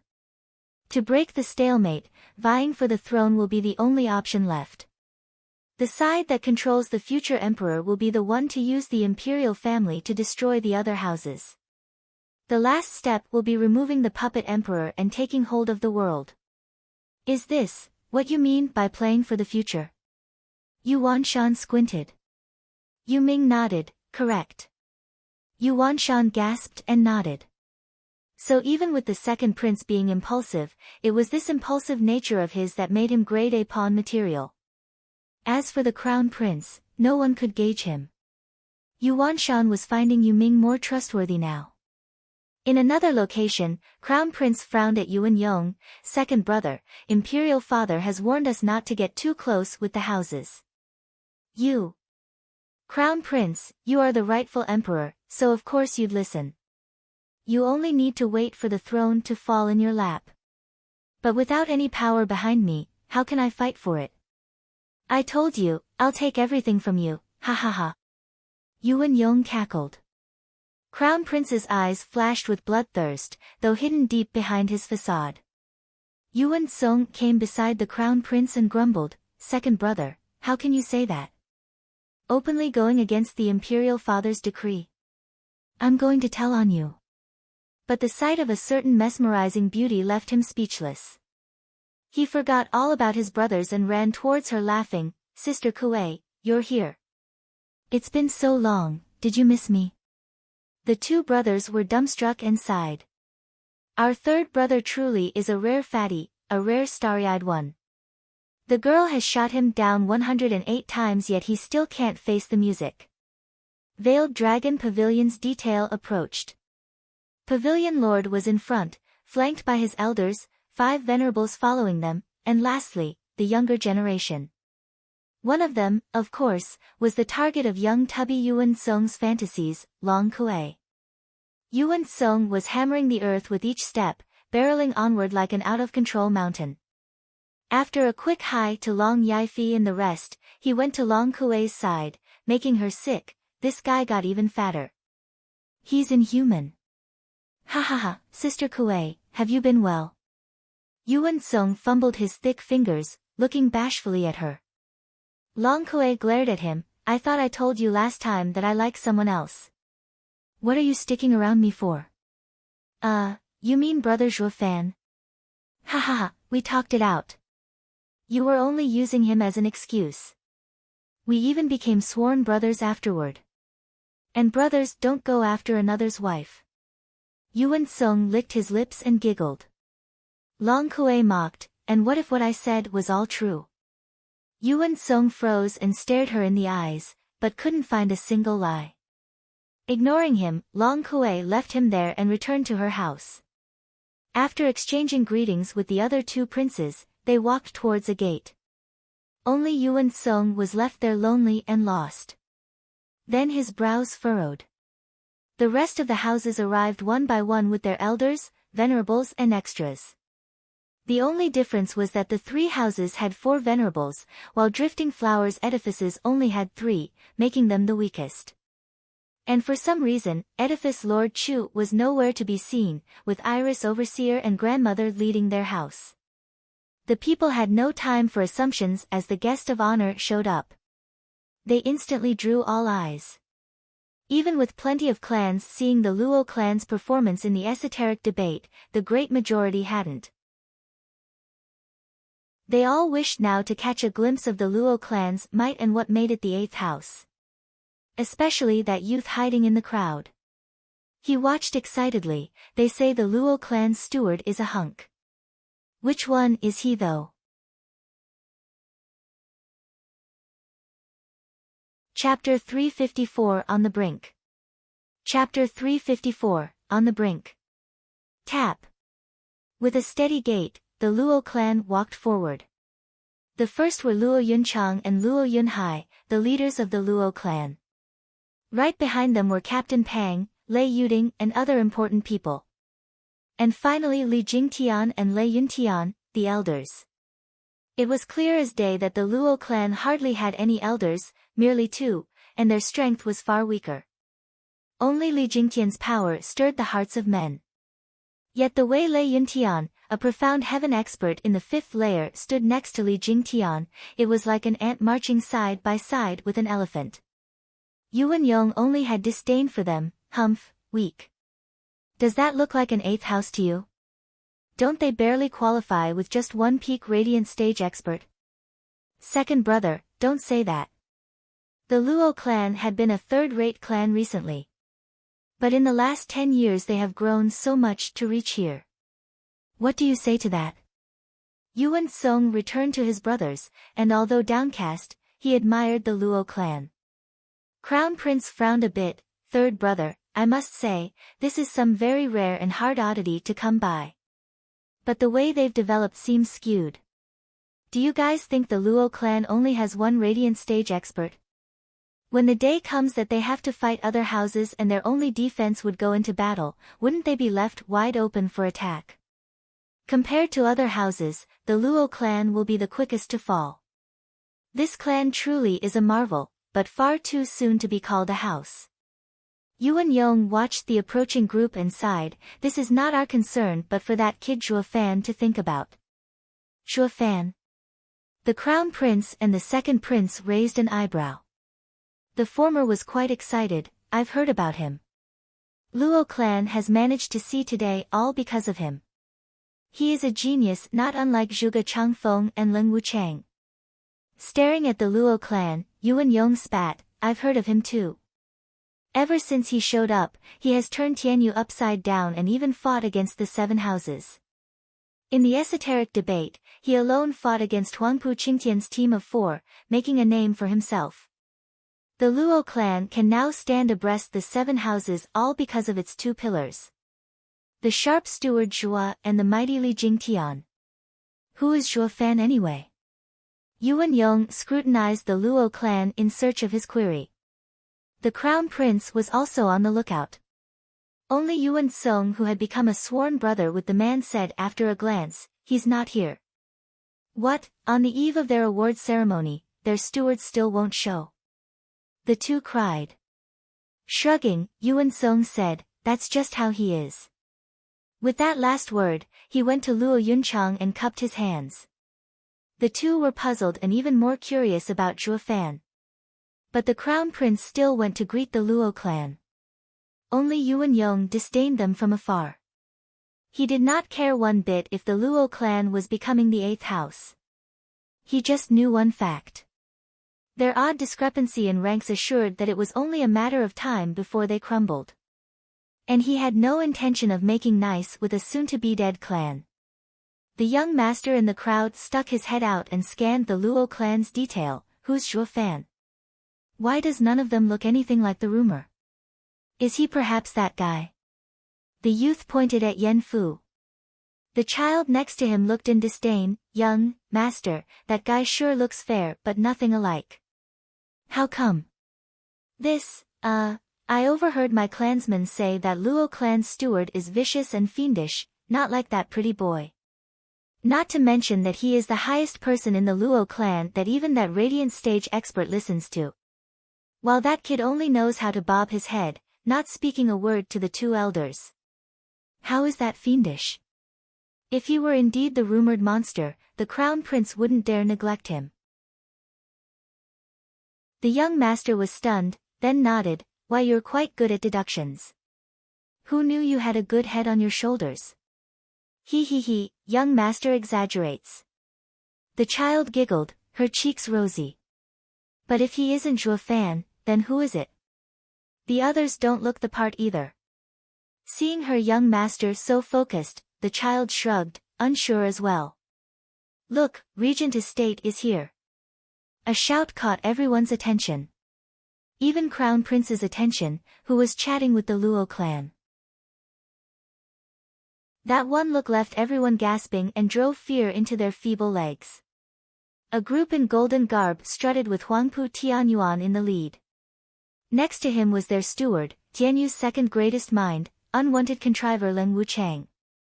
Following were the profound heaven elders, 50 in number, releasing their mighty auras. Yet that was hardly impressive. What got everyone so shocked was the venerable contingency. A total of 30 people radiating incredible power. Any one of their gazes was enough to raise everything to the ground. Crown Prince gulped at the ostentatious display. He never imagined the Regent Estate's power would reach such a height, almost catching up to the imperial family. Second Prince was dumbstruck. His jaw hanging, eyes popping, forgetting himself as he spoke. Dang, now that's what you call a 1,000-year-old legacy. How can that upstart Luo clan compare? Li Jingtian watched them with a cold gaze. He was very clear on the Regent Estate's power. 15 of the venerables were below the third layer of radiant stage, 10 of them between third and sixth, and 5 above. In this aspect the Luo clan wasn't falling short. The Luo siblings glanced over and nodded. It all came down to Steward Zhuo and the rest if they reached in time. The Crown Prince excused himself from the Luo clan and greeted the Regent Estate Lord Huangpu. I trust you have been well. It's only thanks to your blessing, Crown Prince, that I am well. Huangpu Tianyuan smiled. Just then, the second prince skipped the Luo clan and rushed over to Regent Estate with a smile. Royal uncle, it's been a while. Hiding the disdain, Huangpu Tianyuan put on a smile. Thank you, second prince, for your concern. The Regent Estate and the imperial family were distant relatives at first, but the imperial family had its dignity. That wouldn't change even among relatives. If anybody wished to get close and use such a way of addressing, it had to be peers. Just like how the emperor called him cousin while never lowering himself. Yet this second prince had walked up and called him royal uncle, his tone thick with flattery. Anyone with an ear could tell he wanted Regent Estate on his side. Not to mention the guy had made a beeline for the Regent Estate, slighting the Luo clan and earning their malcontent. The prime example of the worst ruler. The Crown Prince glared at his brother, then sighed. Huangpu Tianyuan's group only had contempt for the second prince. Narrow-minded, brash, blind ambition, all talk, and unable to accomplish a single thing in his life. Glancing at Leng Wuchang, the two's minds connected and they smiled. Hi Venerable, your old friend is here. Why don't you go greet him? Leng Wuchang pointed at the Luo clan with a smile. Huangpu Fenglei nodded and grinned, making his way to the Luo clan. The Regent Estate's top expert drew gazes as he walked. Li Jingtian knew his purpose and stepped out as well. Everyone knew the strongest of two clans were now facing off. With Li Jingtian turning his back on the Regent Estate, the latter had to settle this disgrace or it would become a stain on their name. People watched with rapt attention as the two got closer. How were they going to settle this? Even the other houses watched. It seemed like a problem between two men who represented a conflict between two clans. Any side's loss meant shame for their clan. Regent Estate couldn't afford to lose. Regent Estate had lost the esoteric debate, but that was pertaining to the younger generation. While losing here meant their 1,000-year-long legacy would crumble, as would they. Yet the Regent Estate was still willing to do this confrontation, confident of their success. Eyeing Li Jingtian, Huangpu Fenglei snickered, "Mad Dipper Li Jingtian, you had lost to me once. How about showing me your progress from these past years, ha ha ha." Chapter 355, Princess Yongning. Chapter 355, Princess Yongning. Elite Coder. The two stopped 20 meters from each other. Huangpu Fenglei started off with mockery, "Ha ha ha, Li Jingtian, when you first came to Regent Estate, it was for the Imperial Tyrant body art. For you to betray us in favor of the Luo clan, it must have been over something similar, right?" "Quite." Li Jingtian was blunt, "My entire life, I've always been obsessed with martial arts, all in pursuit of power. But you guys are too selfish, not willing to impart me the complete Imperial Tyrant body art. So why would I ever give my all to you? Humph, our Imperial Tyrant body art is a second-to-none profound ranked cultivation method in Tianyu. Training even a fraction of it would have benefited you for life. But, fortunately, I was right to judge you untrustworthy and refuse to give it to you. Or today would have been another story entirely." Huangpu Fenglei snickered, "Not to mention that I heard you joined the Luo clan for the same thing we didn't give you, a cultivation method, right?" Li Jingtian admitted, "Among other things." "Humph, absurd. In the whole of Tianyu, the quality of our cultivation method is second only to imperial families. Can a third-rate clan give you something like that? Ha ha ha, only a fool would believe that. Haven't you heard? Luo clan has a miraculous steward. He gave me something you can't even dream of." Li Jingtian talked back. Huangpu Fenglei's voice dropped, "Zhuo Fan. Humph, what can a glib punk ever achieve? He is only a king among scamps. And since you hold him in such high regard, you've made me curious to watch him myself. But first, let's see what you've received from the Luo clan." Huangpu Fenglei's power surged and 9 golden dragons roared as they twisted around him. He was glowing with might and devastating power. The Imperial Tyrant body art of the Regent Estate was revealed in all its glory and trained to the max. Ha ha ha, perfect timing. It's time I pay back for the resentment from all those years.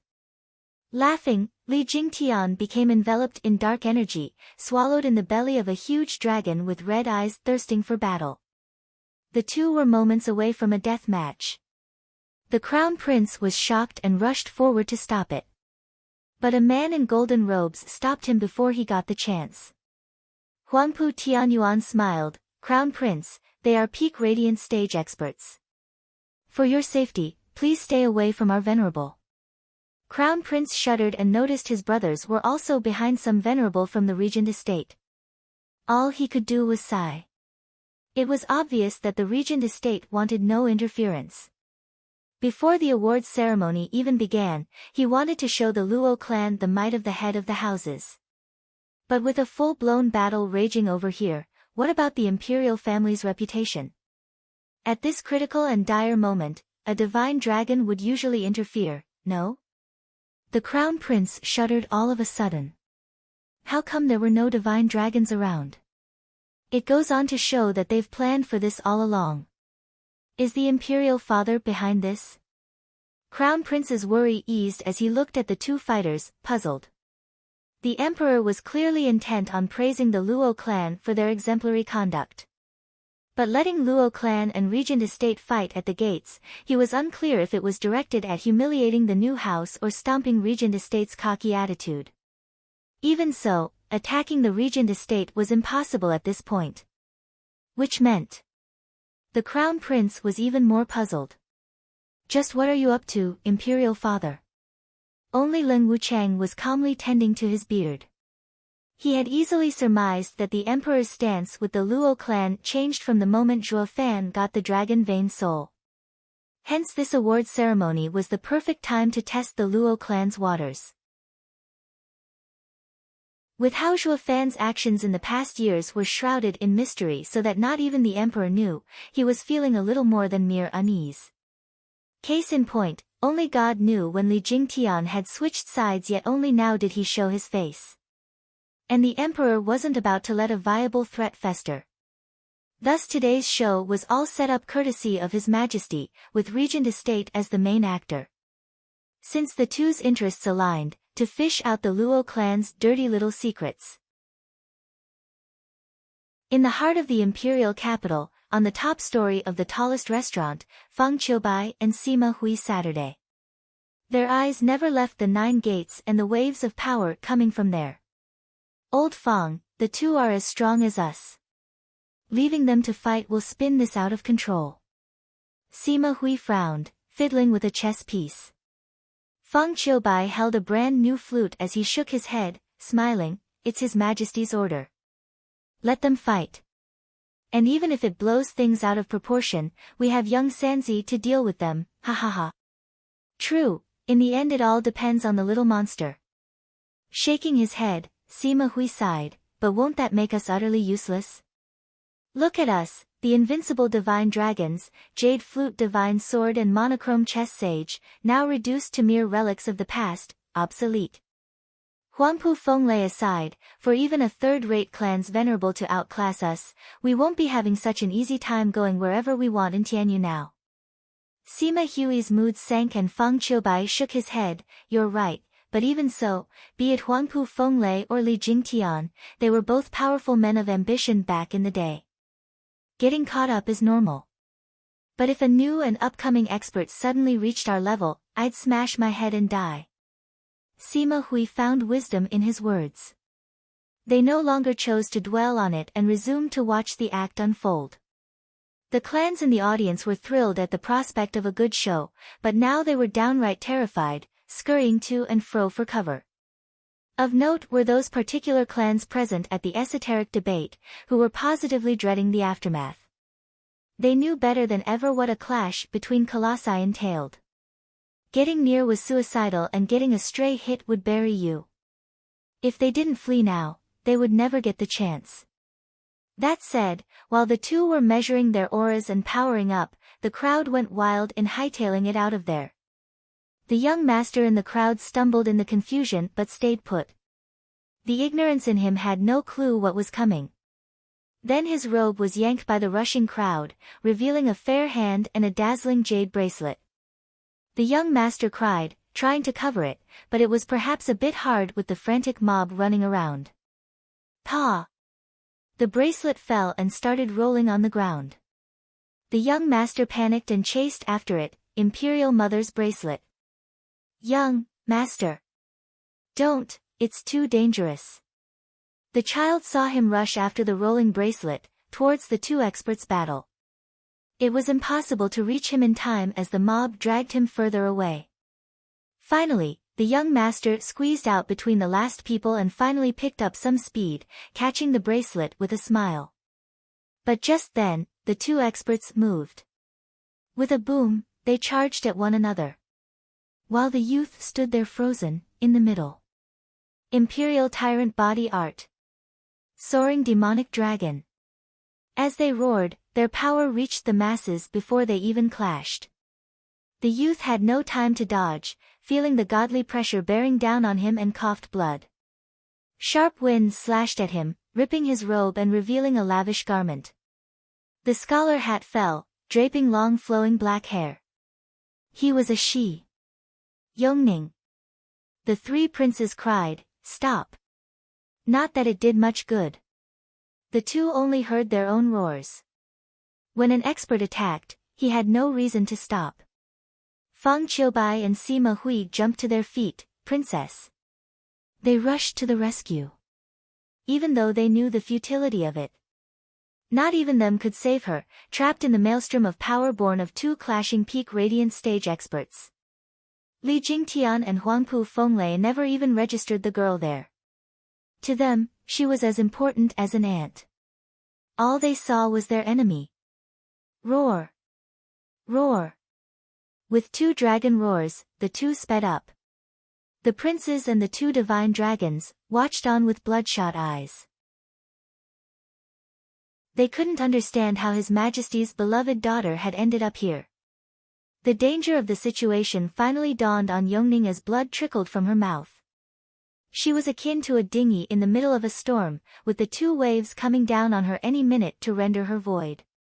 Fear gripped her heart as she shook like a leaf. Mother! Hugging the bracelet, Yongning cried and cried, her lips trembling as she pleaded, "Someone save me." But who could save her from the jaws of death brought on by the might of 2 clashing peak radiant stage experts? The princes were beside themselves in fear, the 2 divine dragons knew it was hopeless but still tried to reach her, and the child in the crowd was wailing, "Princess." Yet none of those acts was of any help. The 2 experts finally reached her with bloodthirsty eyes. Their gaze pierced her heart as their punches drew closer. A fierce wind snapped at her face. She knew her end was nigh, at their hands. Her heart was in deep regret for slipping out of the imperial palace and ending up here. But in her final moment, all she could think of was her mother watching her from above as she raised the bracelet and prayed, "Mother, you said there's someone who will protect me. Please, come save me." Whoosh! Then the gale and pressure vanished, to make way for the cold voice drifting in her ears, "Lass, a rabbit has no place wandering where savage beasts are on the prowl."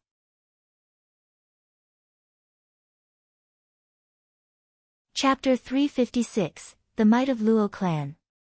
Chapter 356, The Might of Luo Clan. Elite Coder. Shivering, Yongning realized that she wasn't torn apart by the 2 mighty powers and was in fact caressed by a breeze. She cracked her eyes open just a hint. But what she saw made her cry out and fall down in fright. Before her was a man in every sense of the word. With broad shoulders, white hair floating in the wind and a deep gaze looking down on all creation. But the greatest shock was how this man actually put a stop to the raging tempest the 2 peak radiant stage experts unleashed. His left hand was twisted into a savage dragon claw, holding Li Jingtian's wrist and scathed by Li Jingtian's black energy trying to eat it. While his right arm made a simple block with his palm. Yet this plain act seemed to contain endless power as Huangpu Fenglei's 9 golden dragons couldn't budge an inch.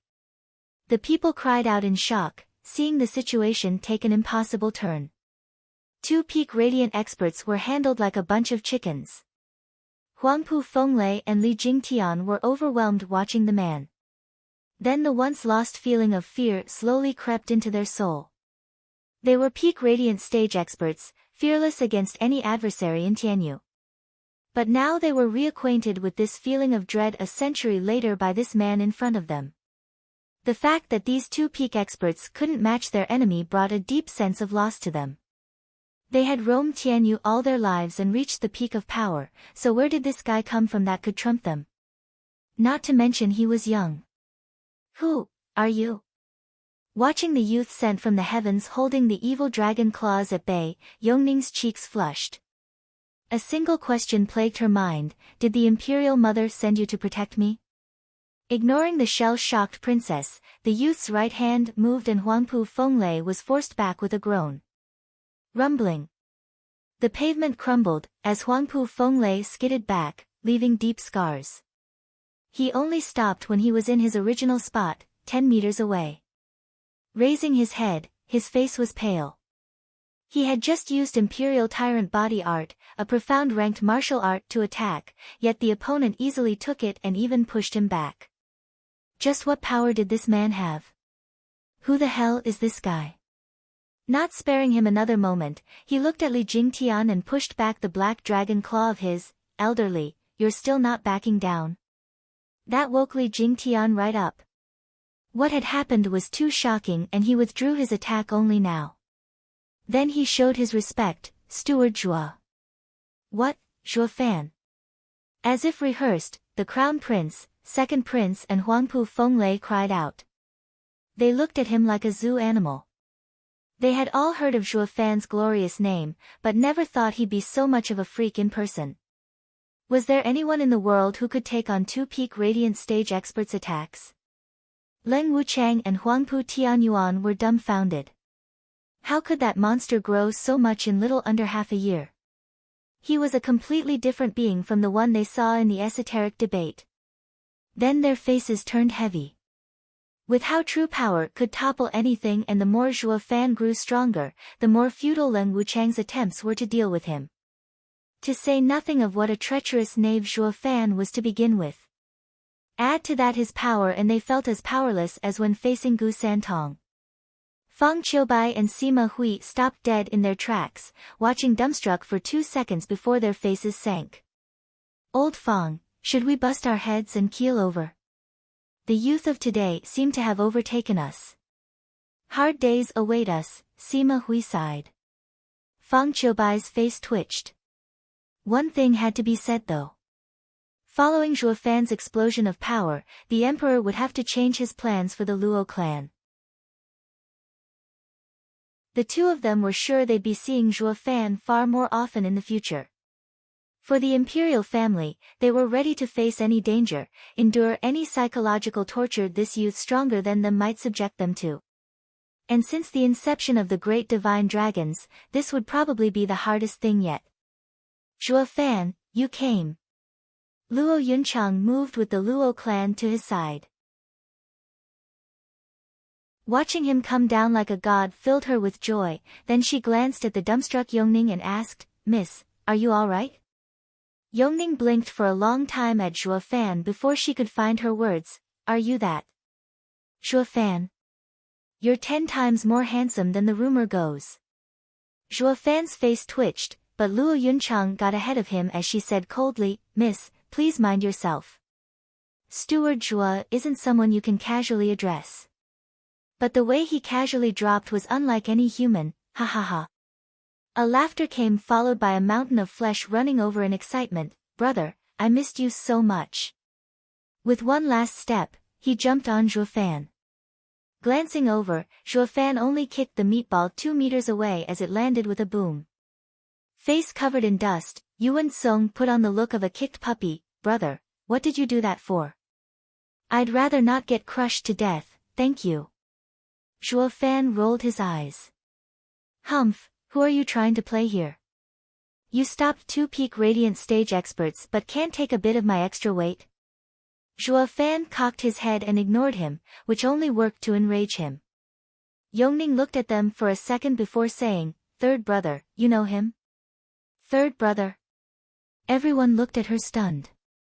Luo Yunchang gasped, then you're, the princess? Yes. Yongning held her head high and revealed a proud face, but when she glanced at Zhuo Fan and found him not at all interested, her mood sank.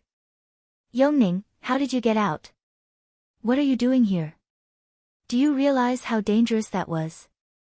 Yuan Bo rushed over and chastised his sister, then bowed to Zhuo Fan. Thank you, young Master Zhuo, for your timely rescue. I am. Zhuo Fan had already left, leaving the crown prince in an awkward position. He then noticed that Zhuo Fan was going in the Regent Estate's direction. What is he going to do, fight? Everyone grew excited and nervous. What they saw when he stopped Li Jingtian and Huangpu Fenglei was positively incredible. How would the Regent Estate, the unrivaled head of the 7 houses over the past millennium, cope? The people were eagerly awaiting the good show. This was unprecedented. Anyone messing with the houses got annihilated, but a few years ago, Zhuo Fan began chipping at the 7 houses' power. Outside of the 7 houses, Tianyu now had an 8th, Luo clan. And their steward, soaring demonic dragon, was someone neither house wished to test, all while he was more than delighted to step on their toes. What was more, the Luo clan was about to be officially acknowledged, setting up Luo clan's roots for all eternity. After a long 1,000 years, the ranks of the houses would finally be redefined. Whoosh! Huangpu Fenglei flashed before Zhuo Fan with a grave face. His eyes staring down on him, You're Zhuo Fan. What are you trying to do? The rest of the Regent Estate was on high alert. Zhuo Fan merely smiled, oh nothing. On this auspicious day, the Luo clan is receiving its title and I hoped everyone would keep to themselves, or a war might break out. War? Humph, Luo clan only has Li Jingtian, what can you possibly do? An upstart clan like you with no legacy dares fight a house. To me, Luo clan has only 2 people. There is no war. What a joke, ha ha ha, Huangpu Fenglei mocked. The rest had to agree. The Luo clan's biggest problem was being short-handed. Zhuo Fan and Li Jingtian were great experts and strong to boot. But take them out and the rest would be easy pickings. They weren't even useful as cannon fodder. Luo clan's weakness was clear for anyone to see. Second Prince snickered. Ever heard the saying, short-handed? You two are great but the rest are junk. Once surrounded, the rest will fall like flies. Zhuo Fan mocked, dumb bigot, you think I don't have a way to fight that legacy of yours? Zhuo Fan pointed at the sky, feast your eyes on the Luo clan's power, a power to crush any house. Pa! With a crisp sound, powerful surges came from the heavens above.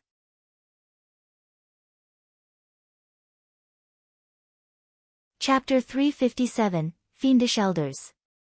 Chapter 357, Fiendish Elders. Elite Coder. Whoosh.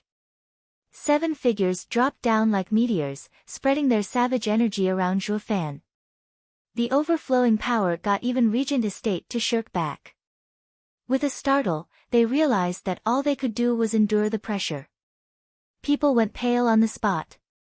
Regent Estate had 30 venerables, so why couldn't they even fight back when they had the numerical advantage? However, upon closer look, they got the shock of their lives, with their hearts threatening to burst out of their chests. Of the 7 newcomers, only one was a peak profound heaven expert, who they didn't recognize. But the other 6 had fiendish reputations. Even as rogue cultivators, no one dared to touch them. Raging Ancestor Qiu Yanhai, Ice Moon Witch Shui Qingjian, what are you two doing beside Luo clan? Leng Wuchang's eyes flashed with regret. It was the Regent Estate who wanted them first and Leng Wuchang found their power impressive. An art to harmonize fire and water was rare. It would have been such a shame burying such an asset. He thought it was better to let them go and think of another way to have them join. Since the 2 hardly posed a threat to the Regent Estate. But who'd have thought they'd side with Zhuo Fan instead, becoming their bitter enemies? If he knew, he'd have culled them when he had the chance. But who could have seen this one coming? Not even he, unwanted contriver with his foolproof plans, had thought it possible that what Regent Estate couldn't recruit, it would be done by others. However, it was far too late for regret. Shui Qingjian easily spotted his dilemma. Sir Leng, are you regretting not killing us? Hi, a shame it's all too late now. Steward Zhua is far stronger in this regard. He truly was vile in his recruiting. I get the chills just thinking about it. Shui Qingjian played coy and put on a knowing look. This got on Leng Wuchang's nerves, a pair of masochists that don't know how to accept a favor. I realize I've been too kind to you. Yes, what you can't obtain, you destroy. The more precious the item, the more this logic stands. Since there is a high chance it might come back to bite you, ha ha ha. Elder Shui is right. This is where you are beneath me. Zhuo Fan cackled, if one day you fall at my hand, you will experience complete failure. That is why as a fellow steward, I can lead the Luo clan to new heights, while you can only assist the Regent Estate, by cooking up some elaborate schemes. Humph, this is the difference between rulers and their ministers. And this is what you lack, bringing your downfall. Grinning, Zhuo Fan stared at Leng Wuchang and laughed. Leng Wuchang was about to explode from anger, his eyes bloodshot. For the first time, someone had dared to taunt him. Not even Zhuge Changfeng dared talk to him like that. Zhuo Fan though, jabbed at his wisdom in his mockery, yet the man couldn't even retort. Who was it that caught him off guard in the esoteric debate and killed everyone? Zhuo Fan said it was a draw at the time, but it was plain as day that Leng Wuchang lost. What could he possibly say to that? Leng Wuchang's anger grew and grew, gasping yet unable to speak.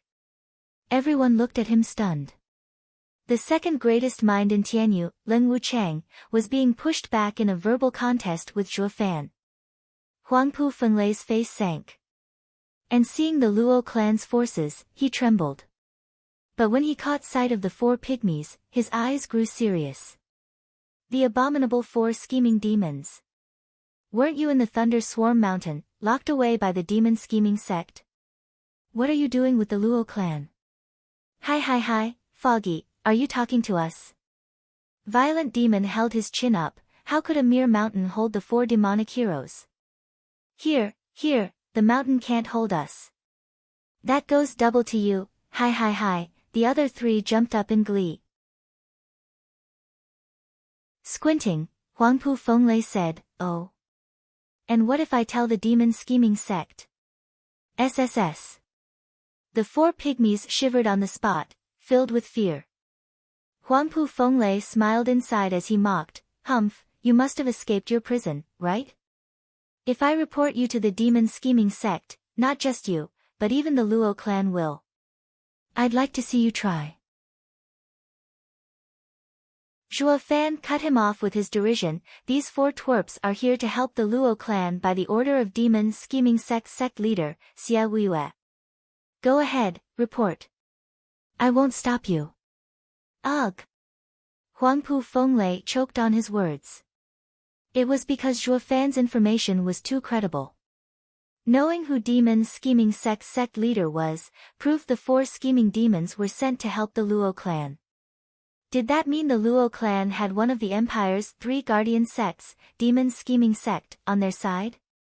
What hope did they have in fighting the Luo clan then? Not a snowball's chance in hell. How could a house fight a sect?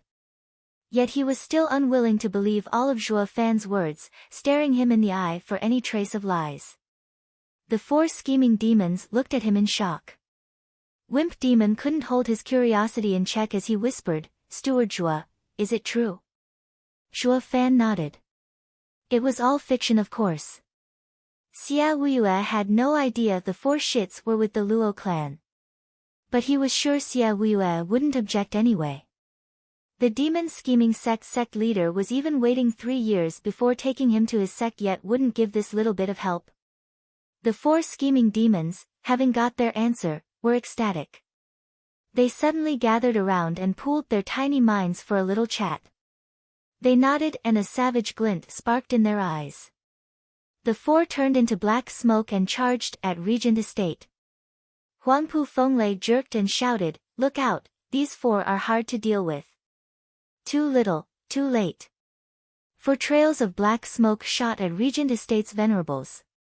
In a blink, a venerable in the 4th layer of radiant stage was taken to the skies. In the sun's glaring rays, the black smoke squeezed in on the venerable, despite his futile struggles. Snaps were clearly heard as the venerable wailed and broke in 4. The blood sprinkled everywhere to the horror of everyone. Since when did a 4th layer radiant stage expert get dismembered so easily? Those things are abominable. Let that be a warning. Their unity tactic is hard to defend against. Don't let them get the drop on you. Huangpu Fenglei shouted, his face grave. He had roamed Tianyu back in the day and knew of the 4 demons' dreadful power. They were few, but vile and insidious like fiends, not to mention stronger than an average radiant stage expert. Qiu Yanhai and Xue Qingjian's fire and water combination art could hold back 10 radiant stage experts. The 4 demons' unity tactic could deal with another 10. And with freaks like Zhuo Fan and Li Jingtian in the mix, he reckoned they'd handle 10 as well, each. Luo clan could now deal with 40 radiant stage experts, 10 more than Regent Estate had. This was something no one in the Regent Estate saw coming. In just 10 short years, this clan had reached such an astonishing height. The Crown Prince, Second Prince, and many others were dumbstruck. Who the hell said Luo clan had no legacy? That it was made of only 2 people.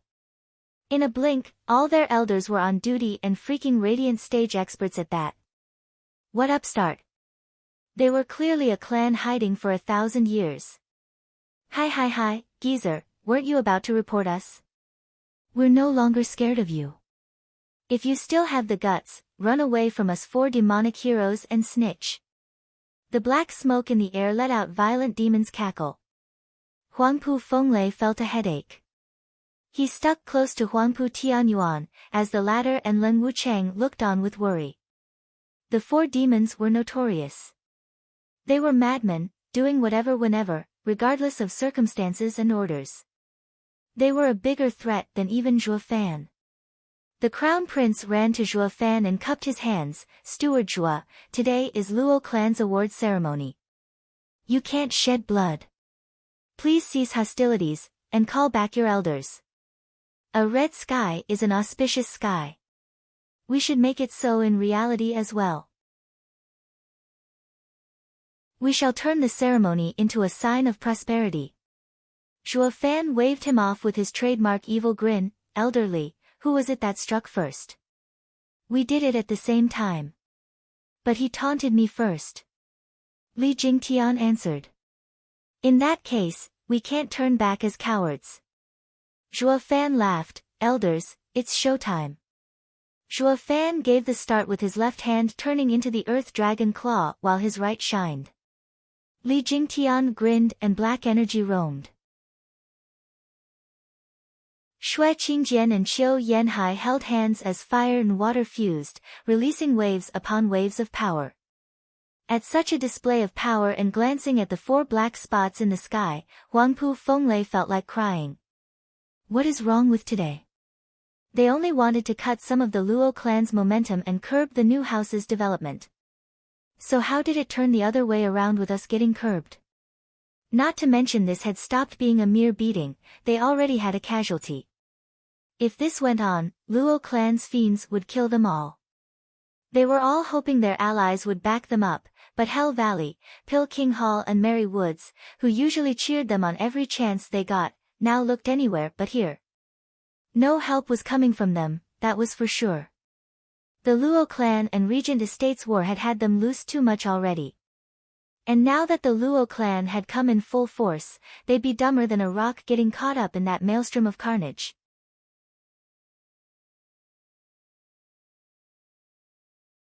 Chapter 358, Yield. Chapter 358, Yield. Elite Coder. Glaring at those houses, the Regent Estates people looked around tensely. They were in a real bind here. They had the numbers, true, but the enemy had the quality. Albeit less than 10, but against them, they didn't dare make rash decisions. More importantly, they were being singled out. Alone, they'd be easy pickings. Not that going as a team would make much of a difference when the enemy used a unity tactic. They were at a severe disadvantage. Looking at the 4 balls of blackness in the air, then at the grinning Zhuo Fan, Huangpu Tianyuan's heart shivered. The 4 demons moved like ghosts, elusive and deadly. Raging Ancestor and Ice Moon which united had their power multiplied, with hardly anyone hoping of getting near them. Mad Dipper Li Jingtian needed no introduction from the astonishing display earlier, and was on par with their High Venerable. While the last, Zhuo Fan, was the freakiest of all. He clearly had a power beyond Huangpu Fenglei. In this particular hopeless situation, the best outcome would be with both sides sporting heavy losses and neither getting a clear advantage over the other. Especially when the Regent Estate's 1,000-year-long legacy was on the line here, about to be burned to the ground. He never thought nor hoped to be in such a crisis. That beside the imperial family, Tianyu had another house who could push them back. Huangpu Tianyuan's heart was torn with anxiety. He kept giving Leng Wucheng the eye. He just wasn't about to let Regent Estate fall under his leadership, he just couldn't accept it. The crown prince was tense as well. These 2 houses were about to jump at each other's throat, with no one to mediate. Where in the name of all that's holy had those damn divine dragons gone off to? What would become of the imperial family's public view when an all-out skirmish took place in their backyard? Or front yard, to be precise. right under the emperor's nose. Fang Qiubai and Sima Hui were watching from afar. They were in awe of the Luo clan's military might, but stayed put, waiting for the spark to blow this place sky high. As for the audience, they were smart enough to clear the heck out of there. And only after all safety precautions were taken, and a very solid cover in front, did they begin to enjoy the bustle. In one corner, they had a house with 1,000-years-old history, and in the other was an up-and-coming behemoth. It doesn't get any better than this. As for who would ultimately be crowned head of houses, clans, and the like, they were very much looking forward to seeing it. The common clans weren't the only ones.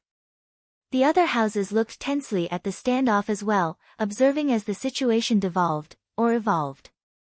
Luo clan's power blew their minds, which had made the future house contest all the more confusing. Who would be the final winner? Earlier, the odds were 70-30, in Regent Estate's favor. But now they looked pretty much even. Luo clan had given them the shock of a lifetime. Leng Wuchang's eyes roamed about and then settled on his target, Steward Zhua. Is it alright to do this?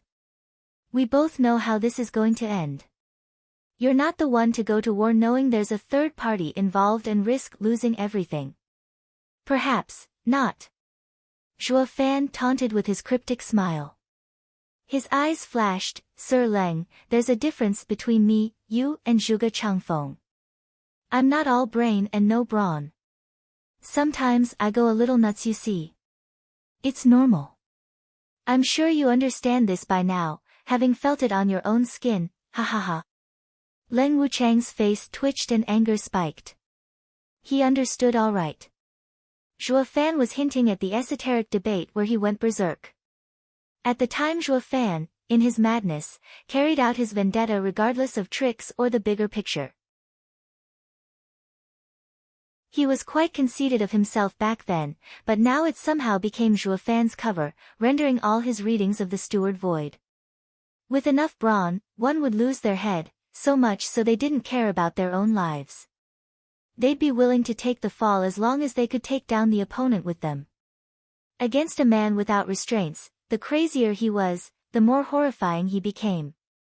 With nothing in this world to chain him down, you'd have no idea what insane idea he'd come up with next. And that was Zhua Fan. If his revenge had yet to cool down back in the esoteric debate, he might really engage in this battle, regardless of a third party. Then they'd both lose. To the Luo clan, a new house, that was quite a good ending. While for Regent Estate, having a long history behind them, the resentment couldn't be imagined. Leng Wuchang sighed. Then, what would make you step down? Regent Estate's people were stunned. The great Leng Wuchang was actually negotiating his terms of surrender. This has never happened. Not even Regent Estate's people had experienced a case like this. He'd never submit even in front of the estate lord. With a creepy grin plastered on his face, Zhua Fan held his head high and began, to be perfectly honest, our two houses are now in a standoff because of your taunt. If you want to give up, it couldn't be easier. Apologize. Apologize? Regent Estate shivered to the very core as every one of them glared back. Regent Estate had been the head of all clans for 1,000 years. All its actions were beyond reproach and righteous. Even if they weren't, who would do anything about it? Yet now, they were being asked to apologize. Wasn't that a poorly disguised surrender? How would they get the nerve to get out into the world after this? Not that Zhua Fan gave a hoot about how they fumed. As for your sincerity, just wing it. Humph, you take that apology and stick it where the sun doesn't shine. We'd rather choose death before dishonor. You and me, little demon, we're gonna settle this right here. An aged voice spat as he charged. Going by the readings on his power surge, one would place him in the 6th layer of Radiant Stage. Don't take him on by yourself. Leng Wuchang cried, for naught. The man got to Zhua Fan, his golden glow revved up, dragon roars in the background and even the space fizzling out as he punched Zhua Fan. Any other guy out there would have been a smear on the ground long before he was even hit, but he was dealing with Zhuo Fan. Lifting his right arm, the red glow flashed for a second and Zhuo Fan stopped the attack just like that. That mighty fist softly landed in his palm. Before he could get another swing in, Xue Qingjian and Qiu Yanhai attacked with their hands united. Life and death art. Fire and ice combined to release an unspeakable power. It shot a blinding white light, swallowing the man and catapulting him into the sky. With a fairly loud bang, the sky itself shook, and the radiant stage expert was robbed of his last chance at wailing, pulverized. Not a sign of him was left that he ever even existed. One blow. SSS. Gasps resounded everywhere. Everyone knew of the might of this old couple, but their expectations were blown at the display of a unity tactic. Fear was etched on their faces, especially on Huangpu Fenglei. Not even he could take that. Why is the Luo clan a den of monsters? Li Jingtian grinned, taking on a cocky air as he heckled Huangpu Fenglei, "Hi Venerable, see that? That's why we side with the Luo clan." Huangpu Fenglei was floored. Did the Luo clan have much stronger cultivation methods than the imperial family and regent estate? They'd have to reevaluate their power if it were true. This also snuffed out the last hope of victory regent estate had. Huangpu Fenglei paled as he nodded to Huangpu Tianyuan. Yield. Huangpu Tianyuan gasped, his fists clenched, nails digging into his palm. But in the end, he shouted, "Everyone, listen up." With a trembling lip, Huangpu Tianyuan found it unbearably hard to open his mouth and spoke those humiliating words. All he could do was make a deep bow. It was plain to see his meaning, and even the rest felt a little humiliated too. But when they saw their estate lord lower his head, they couldn't say anything and bowed as well. Leng Wuchang felt his heart bleeding, but he was all out of options. This was the only way out. Giving up before the madman found a reason to go crazy was the best outcome. Leng Wuchang bowed as well, speaking for Huangpu Tianyuan, "Steward Zhuo, it was I who offended you. Please forgive me." Every clan looked at them stunned. The head of houses, regent estate, surrendered to a new house. This had never happened in, ever. The regent estate was stuck up even before the imperial family. But before Zhuo Fan, they had completely yielded. The three princes were speechless. Luo clan's fame had reached an all-time high. So you can learn. Zhuo Fan nodded, satisfied, as long as you know your faults and keep them in mind for the future. The 7, no, from today it should be 8. The head of the 8 houses is no longer the regent estate, but Luo clan. Zhuo Fan finished with a laugh, a snap of his finger and a spin on his heel before leaving. The 4 scheming demons landed, along with the other elders. Everyone walked on victorious towards Luo Yunchang. The people witnessing this miracle felt hope surging in their chests, while the rest of the houses were utterly speechless and stunned to even react. The head of the 7 houses, regent estate, had humble pie shoved down their throats before the entire empire, and even had their head title stolen by the new house. "Elder Chu, is that our ally?" A lady among Drifting Flowers Edifice's disciples asked Chu Bijuan. Grandmother nodded happily, "Venerable Bing, it is." "Good, Elder Chu, we truly bet on a treasure this time. There's hope for Drifting Flowers Edifices to rise again." Grandmother smiled. Cheers exploded at Veiled Dragon Pavilion and Sword Marquis abode houses as well. While only Pill King Hall and Merry Woods looked positively glum. Regent Estate's decline meant the fall of their backer.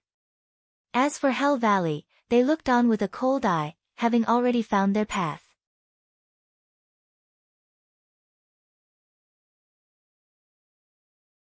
Chapter 359, Award Ceremony. Chapter 359, Award Ceremony. Elite Coder. Who'd have thought that secretive kid from Luo clan would reveal his entire hand only now? A truly unpredictable man. In the imperial palace, Zhuge Changfeng stood on a 100-meter-tall gate tower, watching, sighing. Next to him were the yin-yang elders. With a frown, the white-haired elder's eyes turned hard. How did he reach such an inconceivable level? It's mind-boggling. It makes me recall that man. You mean? The black-haired elder's eyes flashed and he shuddered at the mere mention, invincible scamp, Gu Santong. The other nodded. Besides that little devil, I've never seen anyone in the profound heaven stage capable of taking a peak radiant stage expert's attack with such ease. It used to be only him, but now. Ha ha ha, Zhuo Fan is far worse than Gu Santong. Zhuge Changfeng smiled. Gu Santong is but a humble man. With a bit of trickery he'd fall for anything. With the imperial palace trapping him for 300 years, it makes his godlike feat back then look like a lie. He is but a mere child. Zhuge Changfeng's eyes squinted and he turned to the white-haired figure, but Zhuo Fan is a true master of cunning and trickery. To play or con him is harder than taking the throne. Now that he has Gu Santong's power as well, no one in Tianyu can deal with him. The yin-yang elders looked at each other puzzled. The white elder paused then. Prime Minister, didn't you say everything was put in place by the emperor? He wanted to incite the regent estate and Luo clan to sink further into killing each other. The two were so close to doing it as well, with Zhuo Fan's high and mighty display, and killing two of regent estate's venerables. Doesn't that mean he fell for it? As far as my old eyes see, Leng Wuchang just had to endure and the two houses would be tearing each other apart by now. Ha ha ha, you guys only see what's in front and not from every angle. Zhuge Changfeng shook his head. The emperor might have set the stage, but couldn't care less about how this drama played out. Be it Zhuo Fan or Leng Wuchang, both are wise enough to see it. Neither of them wishes to fight and to let the emperor win. But with this, Zhuo Fan has found Leng Wuchang's limit. Because of what transpired in the esoteric debate, Zhuo Fan's actions had gone beyond human understanding, leaving Leng Wuchang in the dark about his next move. It had robbed him of his initiative in this situation, ending up getting smacked around like a child. Even if Zhuo Fan had been stronger, he'd still not do it. A trained eye would see that the emperor wanted to use this excuse to force Luo clan to show its hand and thus, was a partial winner. While Luo clan used the stage to push back at the regent estate and shake their public image, also winning some. While only regent estate, suppressed by a new house, suffered the worst. Ha ha ha. The two elders shivered, eyes stunned. A mere scuffle between the two houses actually had so many implications and consequences, fighting over interests below the surface. If humble people like them were caught up in it, they reckoned they'd be toyed with and spat out mangled. The complexity of the ploys were mind-boggling. Now they understood why Zhuo Fan was more dreadful than Gu Santong. If Gu Santong had but half of Zhuo Fan's smarts, no one could have been able to fool him into ending up trapped. Zhuo Fan was a combination of Leng Wuchang and Gu Santong in one. Prime Minister, it's best this threat is dealt with fast, before it affects Sir's plan. The Black Elder cupped his hands. While the kid isn't invincible, we too can still handle him. Please let us cull him and spare you the suffering. Zhuge Changfeng waved. Now, he isn't my enemy yet. Quite the helper in fact. Taking him out earlier will only benefit the others. I don't take kindly to letting others enjoy the fruits of my work. The elders were puzzled. Zhuge Changfeng merely shook his head. I have figured out that old bean's mind. 8 houses, 1,000-year-old secret order, they have all been long in play, ha ha ha. Zhuge Changfeng stepped down the tower. Come, the ceremony is about to begin. The elders followed in silence. In another area, Fang Qiubai and Sima Hui saw the two houses cease hostilities. But even with Regent Estate losing 2 venerables, the two were cursing them for being useless and running scared on their way to the imperial palace. Zhuo Fan had rejoined Luo Yunchang with the elders and went to the 9th gate. Watching the aloof white-haired figure not once glance over, Yongning glared at him annoyed and pouted. Humph, what's with being all pretentious like? You're nothing but a steward of a no-name clan. Yongning, he isn't your normal steward. In his hands, the Luo clan has become regent estate's equal. You know what power the regent estate has, even we have to show respect. Keep in mind the next time you meet people from the Luo clan to show some courtesy. Crown Prince instructed. Yongning was having none of that. Second Prince came over and looked at Luo clan as he said, Luo clan isn't to be taken lightly. Their steward is a man to befriend. Second brother, don't forget about our imperial family's rules. Leave me be. Second Prince didn't give a damn about the Crown Prince's warning. Princess, are you alright? A shout revealed the child coming running from among the crowd. The princess smiled while the Crown Prince sighed and facepalmed, almost forgot, Yongning, how did you get out? Snooping. Yongning and the child hanged their heads in shame. Crown Prince turned blue from anger and barked, Yongning, you not only snuck out of the imperial palace by yourself but even dared to snoop to do it? You're only making it worse for yourself. How's it my fault?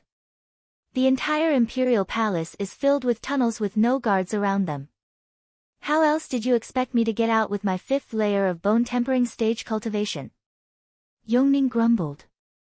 Crown Prince was royally pissed now. He couldn't vent as Yuan Song came laughing, ha ha ha, eldest brother, breathe. Sister likes to mess around. The 9th gate will soon open and we'll take her back. What's the point of making the matter worse than it is?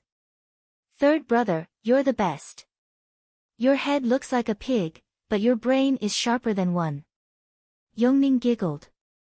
Yuan Song turned cold, eldest brother, I think handing her over to imperial father is best. Ground her for half a year and seal all the tunnels in the imperial palace. See how she'll get out then. No. Third brother, I was wrong. Please forgive me. Don't tell the imperial father. You're the most handsome man ever. Even more than Zhuo Fan. That had all of them laugh and look at her with a shaking head. They were all brothers and sisters and had no reason to hate each other. After 15 minutes, with a sharp creaking sound, all the gates rumbled open to reveal the refined interior of the imperial palace. Open. The 8 houses each had a gate, while the 3 princes and Yongning took the center one. The other clans walked behind the houses as they entered. But this time Regent Estate had far less people following them, even less than the other houses. While Luo clan, a newcomer, had the longest trail, making it hard to even pass the gate. The previous fight had done wonders for the Luo clan's prestige. They all knew Luo clan was above Regent Estate as the new head of all clans and houses. Only around 10 elders, but each was valiant and hardy like true warriors. This also meant that Luo clan cared about quality not quantity. Following the entrance of the 8 groups into a wide hallway, the 2 sides were lined with guards. From their bearing it was easy to see that they were hardened soldiers and one could even detect arrays all over the place. Looking ahead, one could guess them to be above 1,000 in number. Zhuo Fan's eyes trembled and he nodded inwardly. Based on every house's legacy, the imperial family's legacy ruled supreme. Once they passed the 8 golden bridges, they arrived an hour later before a lofty palace. There, the second of the 4 pillars, Marshal Dugu Zhantian, was standing guard on the right side of the throne with dragon-slaying crescent blade in hand. While on the left was Prime Minister Zhuge Changfeng. The 2 looked at Luo clan, Zhuo Fan in particular. Dugu Zhantian took a deep breath with a calm gaze as Zhuge Changfeng tended to his beard with a faint smile. With another loud shout, an old man in yellow gown entered their sight. His Majesty has arrived. The 8th Noble House Awards ceremony was about to begin.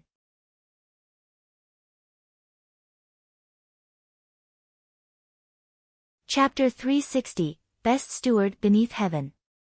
Chapter 360, Best Steward Beneath Heaven. Elite Coder. The man in yellow gown walked slowly towards the throne as the servants on either side followed with deep bows. He looked quite thin, but his bright eyes looked at everyone present, lingering ever so slightly longer on the Luo clan. This man was the current emperor of the Tianyu Empire. May your majesty live a long and prosperous life.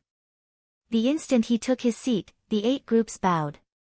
The emperor waved, as everyone knows, I have called you all here today to bear witness and rejoice, by the grace of Tianyu's ancestors, to the rise of a new house in our empire. Tianyu has survived the past 1,000 years in no small part due to our 7 houses' assistance, bringing stability and prosperity, safeguarding peace along the ages. In all these years, the imperial family dared not neglect its duty, looking for talents to defend the well-being of its people. That is the purpose of the esoteric debate, to see a clan rise up and make Tianyu great. I am sad to say that this has never happened. We are fortunate that the heavens finally took pity on us and my rule, and presented us with a new house, working alongside the 7 houses in strengthening our foundation. This is a blessing to myself, to the nation, and to everyone else. Congratulations, Your Majesty. The land shall grow even stronger. Everyone bowed. Luo clan did the same, with humility, we dare not accept Your Majesty's praise. Everyone present knew this was just a high-class act, and thus was shortly ignored. Even those who had never seen this new house knew that the 7 houses never stopped fighting among each other since the empire's foundation. What working together? More like stabbing each other's backs. With the coming of the 8th house, the fights would only grow bitter. A prime example was the 2 houses duking it out at the ruler's gates. While the emperor was saying all that, the empire was in fact on the verge of collapse, hanging by a thread. He didn't believe what he himself said, and neither did those people who were bowing. It was all make-believe. Despite all of this, neither side was about to unravel the white lie. These were appearances and decorum that had to be maintained. Or poking holes in the paper-thin charade would lead to Tianyu going up in flames, something no one wanted. The emperor looked at them one more time and smiled, praise heavens. The imperial palace guards came forward and prepared the incense. The emperor bowed before it and even began reading a prayer. It was more or less being thankful to the heavens for the prosperity of Tianyu. While every paper was perused, an hour passed by and the rest rose up along with the emperor. He took his rightful place on the throne with traces of sweat on his brow, a clear indication that he was reaching the limit of his life. He knew that, yet he would still put on a cheerful face, good, after we showed our respects to heaven and earth, we then have the Son of Heaven, which is myself. Luo clan's head, Luo Yunhai, step forward. Yes, Your Majesty. Luo Yunhai stepped down on one knee. Young Luo Yunhai, your father has been taken from you at an early age, yet with your bravery and resolve, you have led the clan forward alone. You have followed Marshal Dugu in battle and showed marvelous skill in the esoteric debate. You are a true model of Tianyu's heroes. I bestow upon the Luo clan, the title of the 8th noble house. Windgaze city shall be your domain along with the 100 cities around it. You shall be known as Regent of Prosperity, allowed to own a prince's manor in the imperial capital. Raising his head, Luo Yunhai was bug-eyed and so were the rest, looking at the emperor in disbelief. None of them expected for Luo Yunhai to actually become a nobleman and even have a title. Among the 7 houses, only Regent Estate had the Marquis title because they were related to the imperial family. But Luo clan was a run-down third-rate clan. And it had just jumped in front of everyone with the title of prince. Only Zhuge Changfeng, Zhuo Fan and Leng Wuchang understood. The emperor wanted to place the Regent Estate and Luo clan on opposite fronts. Since the world couldn't hold both of them, so too the 8 houses could only have one boss. 2 kings was 1 king too many. The emperor's title came with vile intentions. Not that Zhuo Fan gave a hoot since his sole plan for Regent Estate was to drag it out. And Regent Estate wasn't about to sway under the emperor's taunt. So when the tripartite division took shape, all those titles became empty words. On the contrary, the 100 cities offered made Zhuo Fan pleased as a punch. What was of greatest importance in the cultivation world? Resources. 100 cities included the mountain range close by and the tens of spirit mines and endless herbs it offered. And all of that was the house's private property. Adding to that a part of the empire as well, Luo clan would soar with so many resources. It would no longer need its allies' support. It had finally gained independence. This was why many clans wanted to curry favor with the houses. Without resources, they'd wither and die. And these resources were either the empires or the houses. Monopoly on the resources controlled Tianyu's clan's development. With Luo clan having 100 cities to its name, if the clans wanted to join it, they'd have to move to the border. Zhuo Fan finally showed a twisted smile. 2 servants came before Luo Yunhai, offering him a golden cape, embroidered with a majestic dragon. It only missed the 4 claws, or it'd be just like the prince's. This was a symbol that showed the house was equal to the imperial family, not to mention Luo Yunhai was a regent. "Thank you, Your Majesty." Luo Yunhai bowed. The emperor nodded and turned to his sister, "Young Miss Luo, come forward." Luo Yunchang was stunned. A male would take on the mantle of clan head along with titles, so where was he going by calling her? Luo Yunchang still kneeled, "May Your Majesty live a long and prosperous life." Luo Yunchang, dignified and virtuous, strong and loyal. After the misfortune that befell your clan, you held strong against all adversity, raising your little brother and guiding the clan. You are a model of virtue to all of Tianyu. I take you as my goddaughter, naming you Princess Yong'an, and expect you to become a good sister with my daughter Yongning in safeguarding Tianyu. Luo Yunchang turned to Yongning hiding behind the princes, who stared blankly back at her. Neither expected that from the emperor. They were to be sisters. Your Majesty, I would never. This is an imperial decree." The emperor cut her off with a stern face. Luo Yunchang sighed, "Then, I shall accept." The emperor beamed and Luo Yunchang withdrew. Luo clan's steward, Zhuo Fan, stepped forth. When everyone thought the award ceremony was over, the emperor called one more time. Zhuo Fan was puzzled. He was just a steward, not the Luo clan head. Why is he giving me something? But since the emperor decreed, he could only oblige and gave a half bow, "Mayor. You dare not bow before His Majesty." A sharp cry pierced the ears of everyone. Zhuo Fan looked on with a frown, at the servant next to the emperor and his face grew cold. "You're the one with the nerve calling it to attention when the emperor said nothing, trying to kiss someone's ass. Do you think of yourself better than the emperor?" No, His Majesty." The servant panicked. They had always been next to the emperor and basked in second-hand glory, getting used to pushing others around. There were proxies dishing out the emperor's orders, but as long as the emperor didn't say anything, anything went. Perhaps they were even doing what His Majesty intended. While other scared people never dared to refute in fear of the emperor's anger.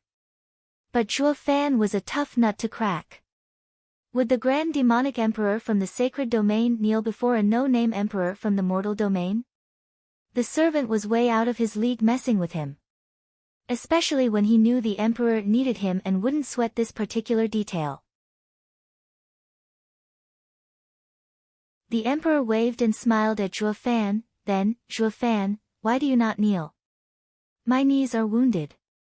"With Your Majesty's brilliant and wise character, I'm sure you won't pressure the future house's steward." Zhuo Fan's words were a work of art. Throwing the emperor's words right back at him. In layman's terms, you just called us irreplaceable, in order to strengthen the nation's foundation. So why the hell would you nitpick? Only a poor ruler would do that. Won't that shame you? Won't you lose Tianyu's respect? Those words even contained a hint of threat. Luo Yunchang lowered her head, filled with worry and anger at Zhuo Fan's crass act. Before the mighty emperor, you kneel when spoken to. What the hell are you doing looking for an early death? Offending the imperial family will give us a death sentence. She was unaware that this was a fine balance not even the emperor wished to break. Since he didn't want to let Regent Estate come out on top. Hence Zhuo Fan's leverage was very much real. Giving him a long look, the emperor smiled. You truly are a worthy steward for the Luo clan, Zhuo Fan. Your reputation precedes you. Then, Zhuo Fan will receive your title. The emperor coughed and shouted, Steward Zhuo Fan of the Luo clan, you are a man of bravery and wisdom, holding your clan together through hard times, loyal and caring, a pillar of the empire. I bestow upon you the title Best Steward under Heavens, wielding the power of the 3 armies and the bearer of my authority. SSS. The people gasped in shock. Even Zhuo Fan.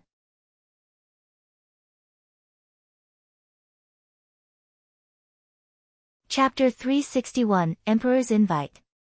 Chapter 361, Emperor's Invite. Elite Coder. What did the best steward under heavens mean? His orders were second to the emperor in court and he was the supreme commander of the 3 armies. He was literally beneath the emperor and above the world. He was the epitome of power, a prime minister and marshal in one, albeit with the emperor standing above him still. With how the imperial reign was built on this authority alone, it was no different than capitulating the very ground that was holding his throne. Dugu Zhantian's eyes twitched, looking at the emperor with a dumb look. Zhuge Changfeng was doing the same, albeit with a casual glance. The geezer's plan is obvious, he wants to give Zhuo Fan a power even above that of the 4 pillars. As a prime minister, he had figured out the old schemer on the spot. The emperor wanted to balance the factions. His reign had been steady all these years because of Dugu Zhantian and me. But won't this trouble addict, who goes on withdrawal if he doesn't cause a mess once every 3 days, have all this power go to his head and blow everything sky high? Or maybe. Zhuge Changfeng squinted, scoffing inside. The old coot can't take it anymore. He wants to speed up the chaos by getting the monkey added incentive to do just that, and flip the board while he is at it. While Leng Wuchang tensed, his heart was resentful. He had already guessed what the emperor was up to, but that didn't mean he liked it. He was Regent Estate Steward, the one famed across the whole empire as unwanted contriver. Yet for a neophyte to suddenly call himself best steward under heavens didn't sit quite right with him, to say the least. Though Zhuo Fan's deceit and shrewdness had him pensive, by right, that title should be his. Sunk into depression, Leng Wuchang took a deep breath, twice, to regain his cool. He looked at Zhuo Fan with jealousy and greed. Present the violet mantle. The emperor had spoken. A servant responded on point, presenting a plate with a purple cape and golden thread. The cape was unraveled, presenting a golden dragon with its 4 claws in the corners, while also a hint of a possible 5th claw, on a visibly empty pattern. The imperial family's robe was characterized by dragon claws, it was a symbol of their rank, authority, and power. 4 made one a prince, while 5 lifted him to be the son of heaven, an emperor. This cape was proof that Zhuo Fan was just shy of having the entire empire at his feet. Such controversy would never have stood, since it held a strong feeling of outrage and rebellion against the current court. Yet the emperor himself bestowed Zhuo Fan with this contradiction. It went on to show that along with the best steward under heavens, Zhuo Fan was truly beneath the emperor, in both name and power. Not even the 7 houses, princes, or even Crown Prince could compare. Crown Prince trembled and finally fell to one knee. Imperial Father, this is most unbecoming. Please reconsider. The rest followed his example, shouting in unison, Please reconsider, Your Majesty. I order you to stand down. The emperor's piercing cold tone sent shivers down their backs. They could not defy him. The emperor was the son of heaven, his word was solid gold. No man could sway his mind.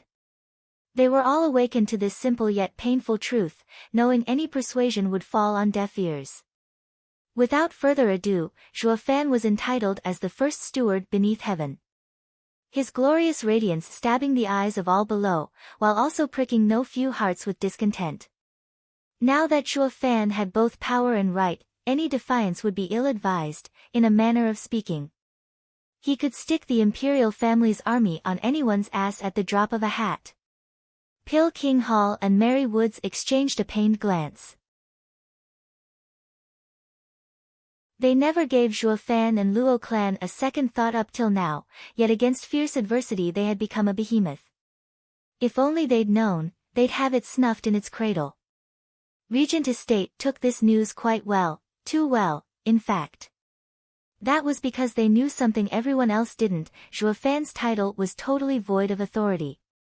The emperor didn't stop at Zhuo Fan's cape, showering the other high-value members of the Luo clan with a title each, albeit far lesser than the first three. It was all so that the people would recognize who the Luo clan was, to open their beady eyes in the face of greatness and not step on their toes.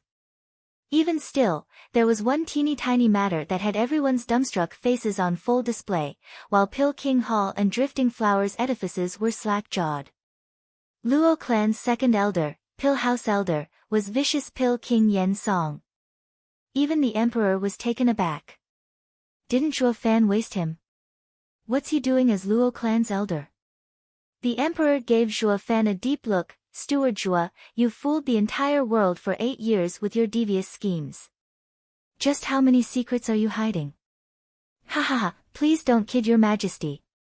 With your majesty's astute mind, how could I possibly hide anything? Zhuo Fan bowed. The emperor shook his head. He wouldn't be the emperor if he believed every outright lie. This kid's tricks are so twisted even I am getting a headache. With inconceivable matters cropping up one after another, fear crept within the emperor's heart. Without even realizing it, this pawn he nurtured for so long had outgrown his control. I hope this game will still play out. The emperor sighed inwardly. After 4 to 6 hours of dishing awards and titles, the ceremony came to a close. The emperor had the clans leave the imperial palace, but not without a bow from them and a deep respect towards the Luo clan. This new house was budding, yet it was very much capable. It had both experts and alchemists, at the top of their fields. Even their steward had surpassed the wisest steward of all, unwanted contriver, and became known as the best steward beneath heavens. A team such as this, excelling in power and management, was bound to hit it big. There were quite a number of clans entertaining the thought of bending a knee for the Luo clan after the ceremony. That went double after seeing their ranks. Of the Luo clan's elders, Lei Yuntian was the weakest, yet a grand elder. Second elder Yen Song was even in front of those radiant stage experts. These two were a complete discrepancy for the powerhouses around them. That lineup was like a flare to the people. This told everyone that the Luo clan was an honorable clan. First come, first served. Then again, one would always pick a true helper in favor of a poser. This had the clans competing to get into the Luo clan's graces rather than see it played out first. Luo clan had it made, no doubt about it. Luo clan was also the only one who made such strong elders work. All made possible by the grace and power of their steward, Zhuo Fan. Was there anyone among the elders who dared show discontent for their positions? To another clan, such a huge discrepancy in power would have ended up in infightings. Didn't might always make right? Yet in the Luo clan, that right was worth shit. Any and all that dared preach such an outdated philosophy were served a huge piece of humble pie on a silver platter. Zhuo Fan, walk with me. Zhuo Fan was leaving with the Luo clan when an aged voice called him. He turned to meet the emperor's steel gaze. With a deep breath and a nod, as if expecting it, he went with the old man. The two arrived at a pavilion in the imperial gardens. The emperor took a seat on a stone chair and invited him to do the same. This is where I and Mr. Sima play chess. Here, we're simple people, without rank. Please, make yourself at home. With a raised eyebrow, Zhuo Fan plopped his butt on the chair, then took a casual bite out of a fruit he picked from the platter. He really was at home. The servant at the side almost blew a gasket. That was His Majesty's courtesy, not for you to take it literally. Not even Mr. Sima, being friends with His Majesty for ages, would be so crass. Not that the emperor cared, smiling as a grandpa did for his doted grandson. Shuo Fan, I've heard so much about you, but this is our first meeting. The emperor smiled. Shuo Fan just nodded. The emperor laughed. I first heard of you from my third son. He said that Luo clan has a clever steward helping them and that I needn't worry. Thus I supported this new clan. As for your ability, I never gave it a second thought.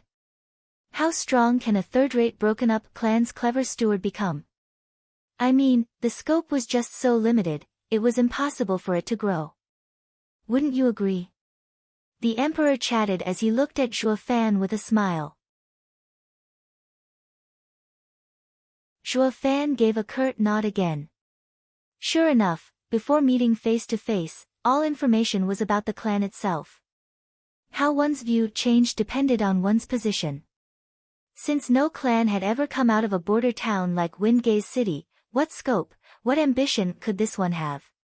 Even he would jump to the same conclusion given the chance. He'd have the same disinterest in Luo clan and himself upon hearing of them. It was this lack of vigilance that made people like him be the ones in control. Or if Hell Valley or any other house focused on his clan, death was certain, unable to grow into what it was today. There was no one to blame here. Hell Valley was not some fool to let the Luo clan slip through its fingers, it was Shuo Fan's uncanny mind to come up with some of the most insane and mystifying plans.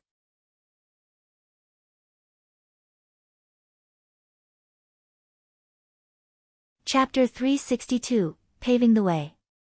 Chapter 362, Paving the Way. Elite Coder. However, killing Yugiki in Blue Expanse City gave me quite a shock. With a deep breath, the emperor looked to the heavens, a faint smile traced across his face. The only thing on my mind in those days was how could the third mind of Tianyu, Hell Valley's schemer, die at the hands of a nobody. It was then that I began to take notice of you. I reckon I was among the minority who held you in such high regard. Shuo Fan secretly sighed. He planned to keep his head low back then, to build up his strength and avoid unwelcome scrutiny. But then Ning showed up and the circumstances forced him to go all out. Then Hell Valley followed up with their kill order, harassing him on every step. Come to think of it, he wasn't all that level-headed as he believed, but a mindless savage charging through. But I liked the charge, so staunch, so invigorating. In reply to his thoughts, the emperor patted his shoulder. You don't have to feel sorry, I understand. A patient man like you would never face such strong enemies so early. But as gold can't dull its radiance, or how a diamond can't hide among the sand, you too will meet with these events, whether you like it or not. Only, your radiance is perhaps a bit too gaudy. Even I was almost blinded. Ha ha ha. The emperor continued, after my poor heart calmed down at last, months later, you pulled another one. You wrecked Drifting Flowers City and killed 3 house elders. That scared me. I wanted to build the Luo clan up to strike a balance, but you, the chick I had been raising, almost bit a wolf to death. You were close to ruining everything. I was wondering if renouncing your clan would be the better part of valor.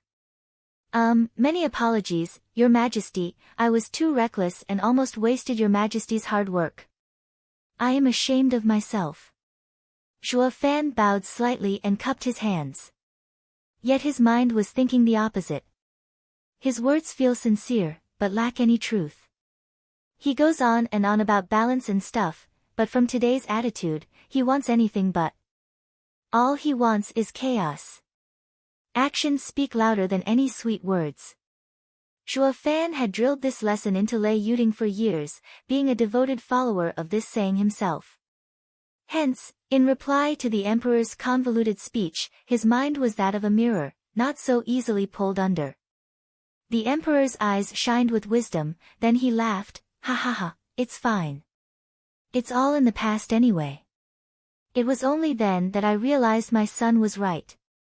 You truly are a man of many talents. How else could you have incited so much chaos? And so, I came to a bold and radical decision. Do you know why I sent Marshal Dugu to Windgaze City for rescue? I am moved to tears by your majesty's extreme favor for my Luo clan. Zhuo Fan's bow was on point. Shaking his head, the emperor gave a vague smile. No, it wasn't for the Luo clan, but for you. I am shocked and dare not accept such praise. Ha ha ha, is there anything you won't dare to do? I wholly appreciate your strength. The next set of events only proved that my decision to send 1,000,000 soldiers in defense of one man was the right approach. You haven't let me down. He held Zhuo Fan's shoulder, showering him in praise. Zhuo Fan lowered his head. The emperor squinted, watching, scrutinizing, and only now he came back to the main topic. Zhuo Fan, I have called you here to come to an understanding between us. Command me, your majesty. Zhuo Fan's bow came again. What do you think of becoming the prime minister? Shuddering, Zhuo Fan was stunned inside, but he put on a quizzical face. Your majesty, the empire already has Prime Minister Zhuge. Why? Ha ha ha, of the empire's 3 great minds, Yu Giki only knew how to manipulate and scheme, a disgrace. Leng Wuchang has the talent, but a petty character that lacks any drive. Prime Minister Zhuge is the best candidate, holding his office for decades, his conduct exemplary. Only, he is just like me, old. Once I'm gone, am I to just leave an old man behind as support, to drag his feet and the nation? It is not something I want to see, and I'm sure my successor would be in agreement as well. Quirking an eyebrow, Zhuo Fan got the gist. The emperor wanted to pave the way for his son, the new emperor. As with any new emperor who took over the throne, their position will be shaky. With a wily old fox like Zhuge Changfeng around, with a cunning mind and wielder of power, the emperor's 3 sons would fall like flies. It would be an age of a weak ruler with strong followers.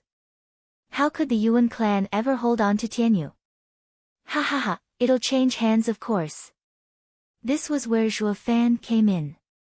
He had no basis in the court, so even if a new emperor cropped up, the case would be that of a strong ruler and a weak follower, him ending up as the new emperor's pawn. On the other hand, Zhuo Fan was more than capable of filling the job of handling national affairs. Getting a third-rate clan to become a house in a mere decade tended to give one just enough credibility. So when the emperor came up with this proposition, he took everything into account. Staring straight at him, the emperor spoke. Zhuo Fan, I've seen the path you've taken to reach here. You are no weaker than Zhuge Changfeng, perhaps even better. At your age, he was but an ignorant bookworm. I believe you will surpass him in the future and become an even better leader of the 4 pillars. You becoming a prime minister will benefit the whole nation. I have made you the best steward beneath heavens, all so you could guide Tianyu's future for me. The emperor's eyes were honest.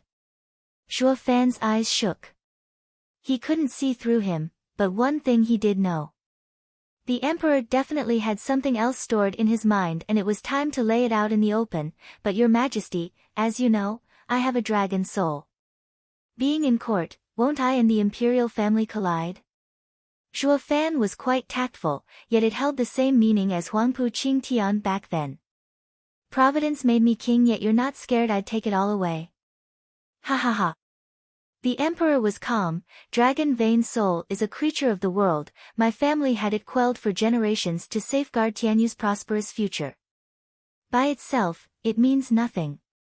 Why else would we place Regent Estate as a guardian of caged Dragon City yet be fearless of them taking the dragon souls for themselves and stealing our rule? Remind me again, who was it that killed Huangpu Qingtian, the one calling himself heaven's gift upon this world, he who had a dragon soul as well? Ha ha ha, destiny has always been in our own 2 hands. If posterity works hard and loves their nation, Tianyu will thrive, its people will be happy. But if an unruly successor is brash and decadent, how can Tianyu survive? Destiny, heaven, all are empty words. If I advocate such superstition, I wouldn't have needed to work myself to the bone over its future, now would I? Zhuo Fan nodded. This emperor's words make damn perfect sense. Even he believed it. As what was cooking in the old head of this emperor, not even he knew. In the end, Zhuo Fan cupped his hands. Your Majesty, give me some time to consider. Sure, take all the time you need. Though I do hope you will serve your country and live up to the title I've bestowed upon you. The emperor gave a genial smile. Even Zhuo Fan was slightly touched. If everything the emperor said today were lies, then he was no emperor but an evil spawn. Zhuo Fan took his leave with a bow. The emperor watched him go with a peculiar smile. Whoosh! 2 old men appeared on his sides, Feng Qiubai and Sima Hui. After a customary bow, Sima Hui began, Your Majesty, the princess has returned safely. Yongning only knows how to make me worry. If not for Zhuo Fan, God knows what would have happened to her. Sighing, he brightened.